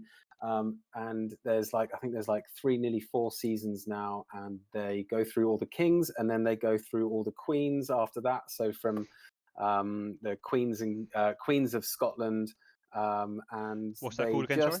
And I think then they go through what are they called? Not the ladies in waiting. They're called the Justin, what was it called? Rex Factor. Rex Factor. It's like X Factor, but for kings. That's basically, cool. And it's very, very funny. So to all the 5 listeners that I think we've got, 8 at the moment. There's 9 here. So...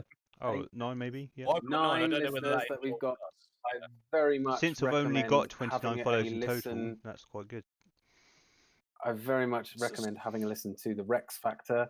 start at the very beginning because it's all very interesting, and you get to hear like they do every first episode. They do backgroundy stuff, and so they tell you all about the sort of 50 to 100 years preceding it, and like it's all very, very interesting stuff. I highly recommend.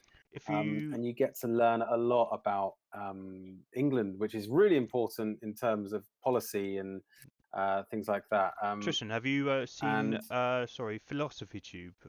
They do a piece on monarchy, which is really good. If you like, on par with what you were just saying. Renegade, YouTube-wise, Renegade Cut does single, maybe like 20 to 45-minute films on particular subjects, but it can be pop culture, but it can also be... Which one was that, sorry? Political or political. Renegade Cut. That's a YouTube thing. If I'm going to recommend a podcast like on audio-only thing, it's not even strictly political, but it does have like its input on the slants, is something called Citation Needed, and it's very funny. It is meant as a comedic thing on a serious subject. Like I can literally pick up my phone. I can tell you that the last few they did were Fake Hitler Diaries. Oh yeah. Amityville Horror. The Amityville Horror. Uri Geller. It's just that playing in a second there. McCarthyism, KKK, Anton LaVey, and Rasputin. So they just pick a subject, they go at it for maybe half an hour to 45 minutes. Bay of Pigs. So you see, like, it really is just quite varied, and it's usually very funny. And so it's like, and there's sometimes a little sketch in the middle, but they are informative. So you do get like the full facts. And also, as a website, if you want a website that's it's basically to dissuade crankism, pseudoscience, Rational Wiki. Rational Wiki is a great website. If there's ever, if there's anything where it's sort of like the Wikipedia thing has like, 8 million pages on something, and you kind of want to like boil it down to the nub of like, well, what was the thing I needed to know? And you don't know if you're going to boil it down to the nub. It's usually got a page on Rational Wiki. And also they'll sort of, include more YouTube references or stuff like that. And that's also quite funny. Oh, really? Rational Wiki is quite funny, but it's also factual. So if you go like, oh, what's this guy's deal or what's that guy's deal? I would say it's probably written from a slightly leftist persuasion. But then again, like they say that, like full-born Stalinism is bad, but libertarianism is probably even fucking worse. It's a good one. It's kind of like Wikipedia for specialist certain subjects that really only have a scientific slant or a political slant, I would say, and it can be entertaining as well. I've got a question for you. First up, I got to say to It's Hugh, I'm gonna give this Mogcast a listen to, because you got to hear what the bad guys are saying. What was it, Mogcast? Oh no, what's it, Mog? Was it Modcast? Is that what it's called? Is that what it's called? Yeah. So I'm going to give Mogcast a listen to. I'm also going to give this Douglas Murray a listen to, because he sounds like a fucking shit show. So that's going to be exciting. I watched a debate with Douglas Murray from about 7 or 8 years ago, and he was, in a weird way, the tables are turned, because I don't know if you know who Majid Nawaz is. He's a presenter on LBC, and he's a Muslim anti-extremist activist. Maybe. He founds the Quilliam Foundation. Okay.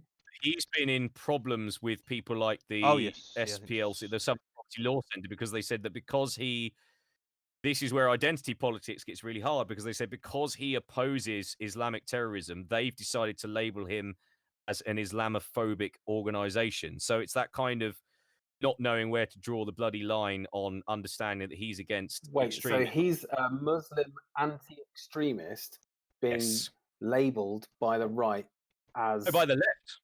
As an anti-Islamist. Yeah, by the left. By the extreme left as an anti-Islamist. So he sits in like a weird kind of fucking mentality. There's stupidity on all sides, apparently, isn't there? Yeah, you guys. So that is like, he says that's why he's not on one side or the other. That's why he calls himself like a lib. He says, "I'm a lib dem because I'm not welcome in either party." But I'm aware. Sorry, 2 seconds. I'm aware that I was supposed to say, in regards to other people that we watch, other people would be like Christopher Hitchens, which I don't know if you know. He's Brilliant. British. Got a lot of his books. Mate, I've got ADHD, Dawkins. so these people have to be interesting, otherwise. Oh, this guy, Richard. Oh mate, Christopher Hitchens. He was very much on religion. He did have his contrarian points. He was sort of pro-Iraq war. Certain at reasons, some points, which when he kind of yeah, and then he would veer on it. But he's got a brilliant book about the fact that Mother Teresa was actually a bit of a horrible bitch, and how Henry Kissinger is a war criminal, and Bill Henry Clinton's Kissinger, shit. And I think that's why people didn't really know where to categorize him, because he was horrible to mostly everybody who got his gander up, but he could express it very well. The really good thing to watch on that one, Christopher Hitchens. If you called him Chris Hitchens, he would hitch slap you. He said you have to call him my full name. No, but he did a thing. Mad Queen Steph says Chris Hitchens loves war crimes and hates Muslims. Oh, here we go. Oh god. He hates the religion of Muslims. Yeah, it's he thinks all religion is equally valid. And the problem is, if you I think what I'm going to have to get across there is that if you criticize the religion's tenets, that doesn't automatically mean that you despise all of its followers. Like, you notice how we're being kind of nice to Hugh. Right. They're very edgy, anti-theist way. Yeah, that's fine. Yeah, I get that. But then again, I suppose I am an anti-theist because I've not seen it do that much good, to be honest. Yeah, I am especially not now. I can't really call myself. But you can also, Oscar, acknowledge that some good has come of it, but it's probably outweighed by its counter. Arguably. I got a little fact for you guys. Stop me if you've heard it. I know. Got to say it first. Well, stop me. Well, then I'll just wait for the lag to catch up. So, do you know where the word Tory comes from? It's an Irish saying, isn't it? To be a Celtic, to be untrustworthy or thieving. Oh no, I have heard of that. Something along those outlaw. The original term for when it was given to the Tories was to be an outlaw. I did. So isn't that funny that? It's funny that they would own the name. Tories it's funny the right word get their name from, and they're quite proud of it as well. Isn't it telling, rather? From the word outlaw, which is hilarious, I think. Considering that is they don't exactly abide by a lot of their where they put themselves. They have put themselves above the law. I wouldn't. Mad Queen Steph, I think that possibly you might be more left-wing than most of us, because you're comparing Christopher Hitchens to Stefan Molyneux. Absolutely would be, Christopher Hitchens, the difference is he had a fucking heart. Like, Stephen Molyneux is a heartless cunt. Stephen Molyneux loves Stephen Molyneux, and he also needs to pick a fucking accent as well. We've got to be careful. We've got to be careful not to, start calling left-wing people right-wing just because you're further left than them as well. That's it's okay to not be. No, sorry, I think you were misunderstanding. I mean, we haven't spoken about. Yeah, I think I'm just saying that there might be some misunderstandings here. Yeah, I would be interested because what I think is annoying is that when you've got people who only ever want to hear the echo chamber, but if you so much as speak to anybody, then you're guilty of all the worst things that they can be associated with, even at a push. Yeah. That's not helpful. Very easy to do that to an angry person. I'm sure that Mad Queen Steph is cool, and I'm sure we get on, but the whole assumption, that's the whole thing where it's like the people who pretend that Joe Rogan never has a left-wing guest on. Like, that whole fucking disingenuous thing. It's like he has them on considering Joe Rogan is he has them on all the time. Considering Bernie Joe Sanders Rogan is hugely left-wing, I would say is ridiculous. Yeah, he's not hugely left-wing. He's not hugely. He's, to be honest, he's kind of like an empty vessel for drugs and whoever's got his ear at that exact moment in time. Yeah. I don't think he's a dick. He's a full vessel of DMT. He loves a bit of DMT. He loves to hallucinate and get high. And basically, what he's been is, in all fairness, he's been a tough man for his whole life. He's got his head punched in. He's a liberal, man. He's a liberal guy.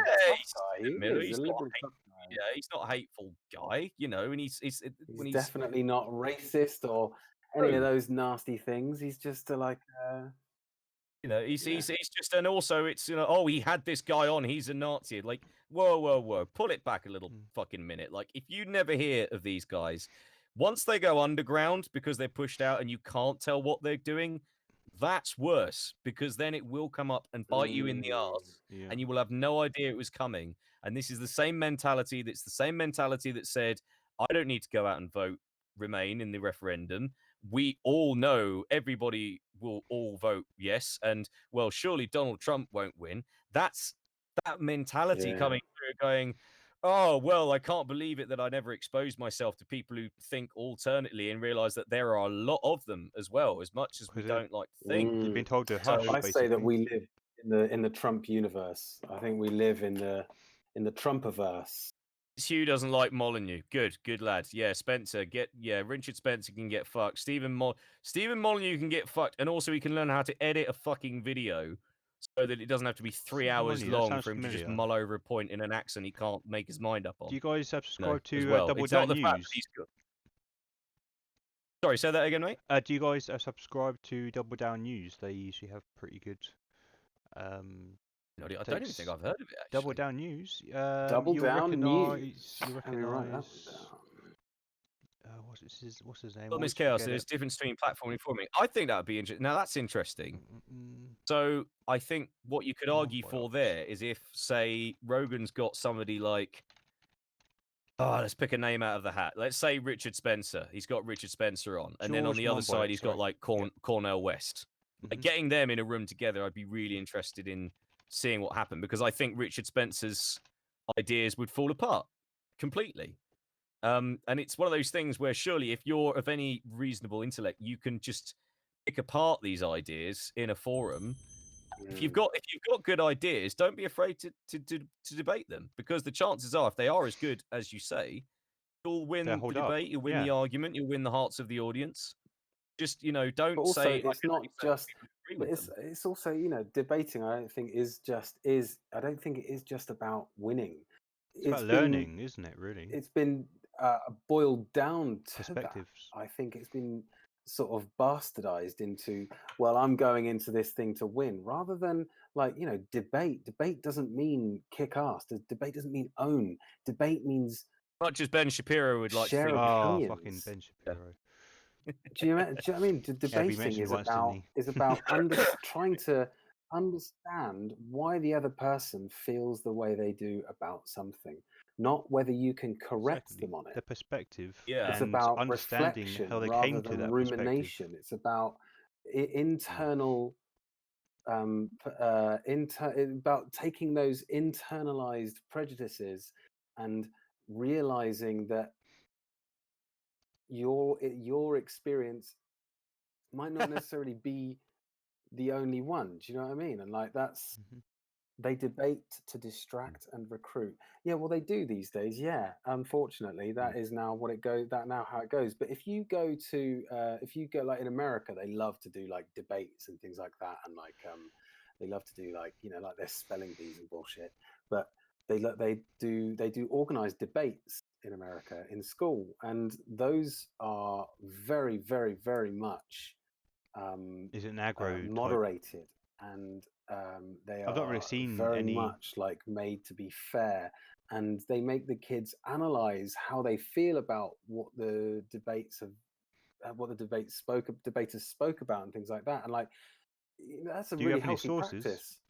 You can't move forward in this world by somebody questioning you on your values, and then if they do, and they say reinforce yourself, and you just go, you're being mean, stop talking, it's upsetting me, then yeah, it's no point. You can't just say, oh, there's no point in, we shouldn't have debates because I might hear something I don't like, or I might have to defend myself. Hey, no, go out. It sometimes does take effort. You have to defend yourself. You have to defend your ideals, because if they are good, you shouldn't have any problem doing so. That's kind of the thing. I mean, exactly. And if you're interesting wrong, that you said about debate is that it does influence. The one about the Catholic Church, and this was in Intelligence. You can find it on YouTube, very easy to find. Intelligence Squared is the Catholic Church. Oh yeah, Intelligence Squared. I love that. On the Stephen Fry on the pro side, it's Anne Widdecombe, and the Archbishop I John. saw that. Oh no. Yeah, the guy from Africa, was it? And Stephen Fry and Christopher Hitchens are on the against side. Talk. And at the beginning, they asked the audience how they feel, and the audience is actually pretty much pro.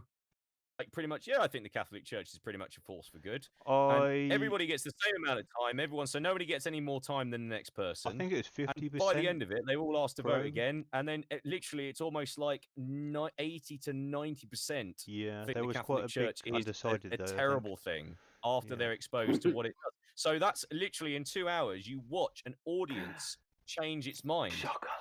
They're being honest about it. Yeah, but it's not a case of going into it knowing you're not going to change my mind, and it's not a case of people going out going the outcome didn't change. Facts were put on the table, and people went, "Oh God, that's horrible. What a horrible thing that they've been doing for years, and what horrible behaviour." And Christopher Hitchens is so eloquent. Whatever you think of his, once again, it's the same with my mate John. He has a lot of the wrong ideas, but he's eloquent. He gets them across in not a nasty way. He doesn't straw man. He doesn't call you a dick. He doesn't tell you to fuck off. He just comes across with them in kind of like, like here's why I believe this thing is the case. Here is the proof. This is what you have to. Basically, this is what you have to fight back against. And it's also not like the Shapiro thing is what called gish galloping, which is where you say, well, why didn't you do this? Or why didn't you do that? Why didn't you do this? And you go like, hang on a minute, I need to answer the question. And he goes, aha, you didn't answer one of my 73 questions I just threw out in 2 minutes. You can't answer any of my questions. Like, well, no, because you gave me 73 questions in 2 minutes. That's not a debate. That's like literally like making it so I can't even get my head around one answer. That's why he thinks he's a great that's distract and conquer. And but another problem is that a lot of people, don't understand terms like straw manning or that word that you just said that I've never heard before, but I definitely know the meaning of. I've seen it happen. Gallop. Yep. It's I only recently learned it in the last 6 months. Well, people don't hear about how to argue, they just do it. Hold on 2 seconds, you're both talking at once. I didn't know what filibustering was until this election. It's been going for a long time. Like if you'd have said to me, like, what's filibustering, I'd have said, either something overtly medieval sexual in medieval times, or something to do with a gun, like a blunderbuss. Do you know what I mean? Blunderbuss. I didn't know. And people don't know what these terms are. So when someone says, "Oh, he's straw manning" and blah blah blah, people don't get it. And I don't know. With the examples, Simon calling time. No. I'm okay. I'm fine. Okay. I was just saying. Go on, mate. You go. I might have to call time shortly. No. You can. I'd be interested in this up. But yeah, with that, I think it's like we sort of the average person knows what an argument is, but they don't know that things that people can use in an argument, regardless of which side they're on, to kind of do it disingenuously, or to kind of trick you, or to kind of lead you down the garden path to the wrong kind of argument. So I think that's why knowing these terms is very handy. I can't remember, I might have been 18 months ago, I put out, it was on, somebody shared it on Facebook, and it was like, here are a list of things not to do in an argument, whichever side of the coin you're on. And it's like, it explains what a straw man is, what a gish gallop is, what a fallacy, the no true Scotsman fallacy, that's another one. No true Scotsman fallacy? What's that one? No true Scotsman fallacy. So the no true Scotsman fallacy is saying that, like, no true, right, so I'm going to have to, it's a difficult one to explain exactly. Man, it's like, so here's the internet, here's the Wikipedia version. Following is a simplified rendition of the no true Scotsman fallacy. Person A, no Scotsman puts sugar on his porridge. Person B says, but my Uncle Angus is a Scotsman and he puts sugar on his porridge. Person A replies, but no true Scotsman puts sugar on his porridge. And that's where that comes from. That. Do you see what I mean? It's like saying, oh, well, this person doesn't really mean this horrible thing because he's not a real conservative, or he's not a real neocon, or he's not a real he's not a real socialist, or he's not a real capitalist. Well, he doesn't speak for us. And then the problem is that often you find the no true Scotsman thing happening with people who, it's like, do you remember the Unite the Right rally? Oh, yeah. You know, when they were the tiki torches, Jews will not replace us. Yep. And being like, well, you know, it's like There's been so many. Yeah, so a few million bad America, apples was the phrase I heard about that. It's in this case, the apples are so, you know, basically, if the apples are all this rotten, there's something wrong with the fucking orchard. You know, it's not a case of it's just a few people. This is not the mindset of a few people. That was a lot of people. Didn't look like your average chaps, you know, wearing like polo shirts and looking pretty much as dull and middle class, literally shouting Nazi slogans. You can't turn around and say that many people. Well, that many people are not representative. And it's like, well, by the time you've got rid of all those people who are saying that shit, what are you actually left with? You know, to defend your side. You know, that's well, this is what I say. This is you know, you've got things like that, and then you've got like Britain. So you've got Britain First, and barely anyone turns up to a Britain First rally. Barely. No, but they did invade Crawley the other day. But yet, you know, Paul Golding is still earning enough money to not be homeless. And yeah, what well, does he do apart from Britain First? Go to Russia. Go to Russia a fair bit, it would seem, and he was arrested at the airplane. I think it's for refusing to hand over evidence. Let me just double check that arrest. Yeah, for his Facebook, and that's why, you know, him and Jada Branson, he went to prison for a little while and blah blah blah. Somebody is funding him.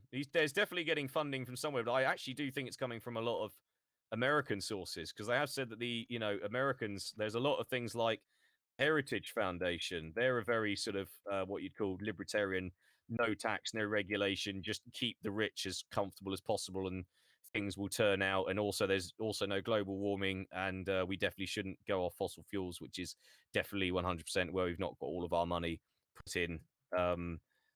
So that's an interesting. So that somebody in that neck of the woods is funneling him money. They're definitely funneling it into the Trump Foundation. That's without a doubt. And they do like why anybody far left. Oh Jesus, the shit they write. That's why I distrust anything that's a think tank, because I pretty much know exactly what angle they'll be coming on. They're very mysteriously funded people. Guys, I'm gonna have to call it a day, I'm afraid. Yeah, no, I think an entire load of. I think we've had an absolute cracker, and I've been really, all the stuff on the chat. I just want to say thank you for both of you for coming on. It's the first time doing this. I've seen quite a lot of underrepresentation. A lot of obviously American politics on the on Twitch. Bob Marley, number one. Sorry, I'm going to jump in. Bob Marley, why don't right-wingers get a grip and talk about important stuff like child poverty and healthcare instead of pronouns of brown people? Because that is a distraction they want us to be obsessed with. If we're not, their arguments don't stand. That's the point I would make. Just a quick one for anybody that is on here now. Thanks for sticking with us for 3 hours, as Simon said. But also, Friday night, you could have been enjoying yourself. Yeah. But just I just want to say as well, invite your friends next time. Get someone to come and listen to it, sat in the room with you, whatever. You can stick it on the I've got TV if you've got a smart TV, and you can do that. Yeah, I've got two other people coming next week, next Friday. So we are doing it next Friday about the same time, 8 o'clock. So if you're interested, hopefully this will grow into a more of a UK politics space. Obviously, we're going to talk about all international politics as well as other ethical, moral. I was going to suggest as well, like if anyone's got anything, we've got some good recommendations for some extracurricular reading here. Mm-hmm. But if anyone out there has any suggestions or requests for subjects that they feel need discussing, yeah, definitely let us know as well, because that would be cool to. Since 8 o'clock. Sort of, yeah. It's almost 3 hours. Yeah, mate. 3 hours. 3 hours. Time's flown. I tell you what, when you don't have any, I'm glad this has come about, not with any gigs on the horizon that I have to do. Look, it's Hugh says, I will read any lefty literature proposed. I like that. Hey, well, that's good, mate, because I'm about to listen. I'm going to listen to your fucking Mogcast. Oh, that's going to be. Yeah, I would say that's gonna be fun, isn't it? You can listen to Chapo Trap House. So, get a bit of that. Let's both make each other suffer for a little while and just say, right, I did that. I didn't, I did not judge before I heard. So very good. open to reading everything. Okay, cool. So Like thank this, you both of you for I coming. I feel like me and It's Hugh are just gonna Dutch rudder each other's readings. I waited for a second there. Well, I don't know why I thought of Dutch oven as opposed to Dutch. Dutch oven. Oh, that's. I don't know if that's worse or not. I'd rather wank him off and smell his farts. Come on. Yeah. Well, yeah. Either. Well, look. I said I'm not going to judge as long as you don't judge other people doing it and then do it yourself. Because otherwise, that means that you're judgmental. if you do that, that makes you a Christian evangelical TV preacher. That's the kind of people who gays are horrible and then gets caught with their pants down with a rent boy in a toilet. You know, so yeah, it's like I don't mind you doing that. You know, kind of fucking walk the walk. You know, those people exist. Talk the talk. Yeah, they do. Yeah, check out Jimmy Swaggart. My God, there's a story and a half. Okay, so I'm gonna be. Yep, I'm gonna be putting this video up on YouTube. I might get someone to edit it. It's quite long, as you know. It's 3 hours. Really? I think these should just be lost to the sands of time. Well, it's recorded on Twitch anyway, but yeah, obviously it'll be good to keep this a running thing. Sorry, what was that? Yeah. Let's throw the chat up. Will the people be able to see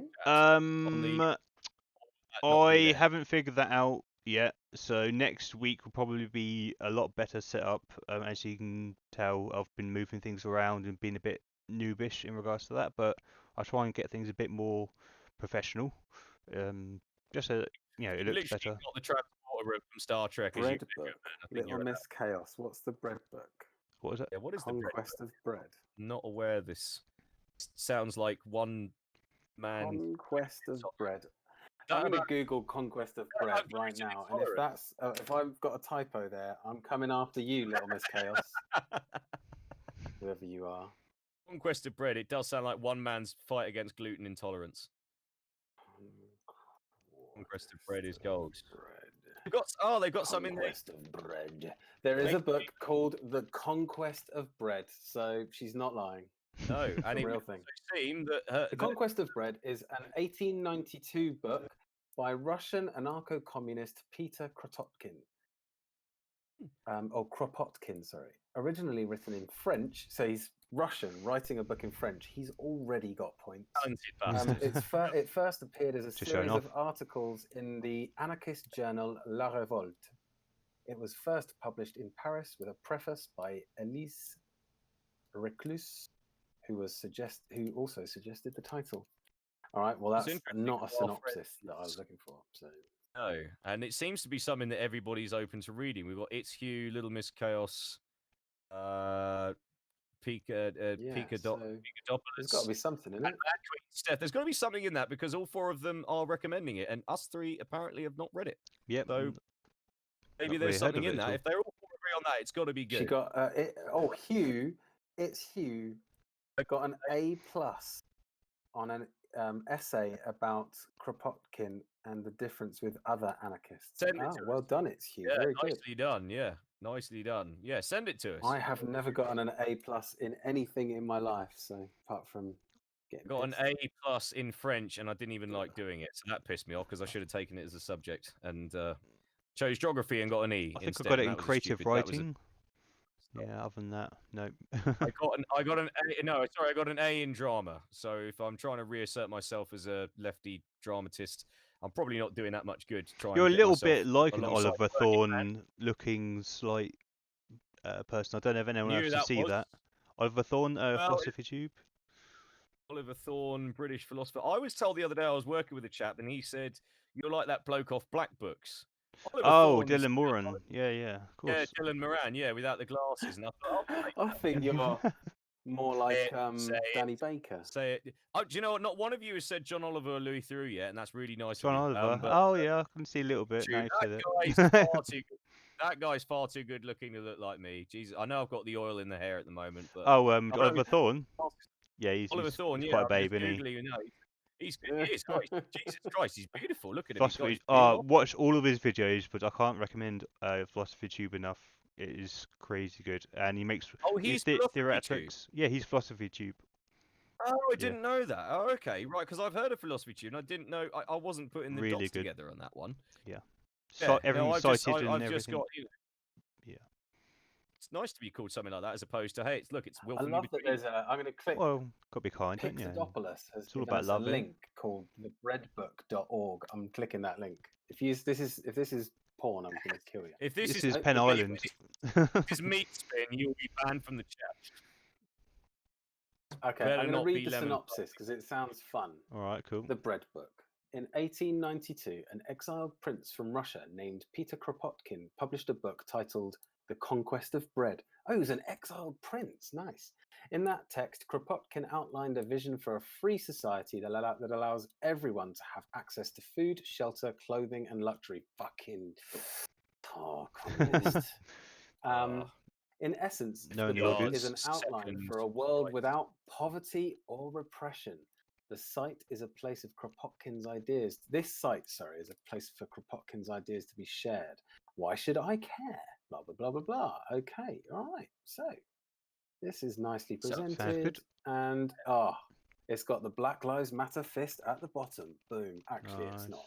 I know, but it's good for me. Was that something that looked like it? Oh, right. Okay, right. That's about to say.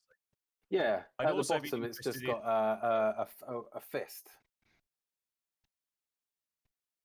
And there we were worried that it was going to lead us to porn. It was almost there, but yeah. So Thought I'd be interested if everybody on the chat can kind of agree to basically shake metaphorical hands with each other, and maybe if we all promise to meet up after having read each other's literature as best we can within a week's time, and that hopefully everybody will join us. I'm going to do my best. I'm going to listen to. I'm going to listen to at least one Mogcast, one Beau of the Fifth Column, one Douglas Murray, one Christopher Hitchens. I'm going to have a look at Double Down News, and I'm going to have a go at The Conquest of Bread. Yeah, sounds good. Which is crazy. Simon, make sure like Tristan gets the whatsoever, but the Catholic Church one. Gets that one. Yeah, I've got a Christopher link to that. I Hitchens watched that about a month ago, so I already know where that really is. Good. And it's got Stephen Fry in it as well, so it's even better. Which they're really good friends, aren't they, in real life? Well, obviously until he passed. Yeah, they were very. Yeah, they were. Got to do the same amount of time for Beau and Mog. I will. Yeah. Okay, I will give them both equal. It could not measure. be more. I know Beau's are a lot shorter, and Mog's might be hours long. So yeah, those videos are. Yeah, well, that's because one of them likes the sound of his own voice, and the other one might just. Beau doesn't sound like the kind of person that even enjoys talking, but feels he needs to. Right, like that's how much he's kind of like into it. But yeah, Beau's videos are usually like not even more than like 8 minutes long, and that's why they're nice and digestible. So cool. Speaking of liking the sound of your own voice, I'm gonna fucking go. Yeah, no, I'm just about to say thanks everyone for coming in. If you like what you've heard, same time next week, 8 o'clock till whenever, basically. Subscribe if you want to see us again. You get notification when I'm online. I do play other games other days, but if you just want to check us out on the Friday just for the politics, that'd be great. Thank you again, Ozzy and Tristan. I've put Ozzy's link, well, I will now put Ozzy's YouTube link in the description so you can... sorry, in the chat. If anyone's joined us late, I have a conversation every week with a friend of mine who is conservative. Yes, I'm sorry, I've got a conservative friend who I give my time of day to because he's very eloquent and he's very well versed, and we get on most pop culture stuff. We kind of get on with, we sort of all like the same sort of thing in that regard. And generally, actually, in most of the things we've chatted about, we haven't really disagreed on anything because more or less we've just been sort of going over history or scientific stuff, and we're more or less mostly on the same page, but we do try and make it interesting. And he's also one of those conservatives that apparently does care for the poor and the working class in a genuine way, not in a kind of like a vote-getting way, because he's again, we're going back onto the conservatives now versus conservatives then. Conservatism has changed. So as it's Hugh has mentioned, and I think that's why he's disaffected with the current Conservative Party, so that would be interesting. Yeah, so and thanks for staying with us. If anyone wants to come and chat to or be on this podcast, or not podcast, more Twitch stream, which might become a YouTube video, hopefully with a bit of editing, just give me a message next time I'm on, or actually no, that's probably the best way, to be honest with you. Cool. Okay. Thank you, Tristan. Cool. Thanks, Ozzy. I'll see you Thanks, hopefully next guys. week. Right, thanks for hosting, Simon. Nice to meet you, Tristan. See you very soon. Cheers, guys. Take Indeed. Cheers, Simon. Nice to meet you. Cheerio, Oz. bye. Take care, guys. I'll speak to you soon. Yep, Thanks see you everybody for later. listening. See you guys. Bye. Bye. Peace out. Bye.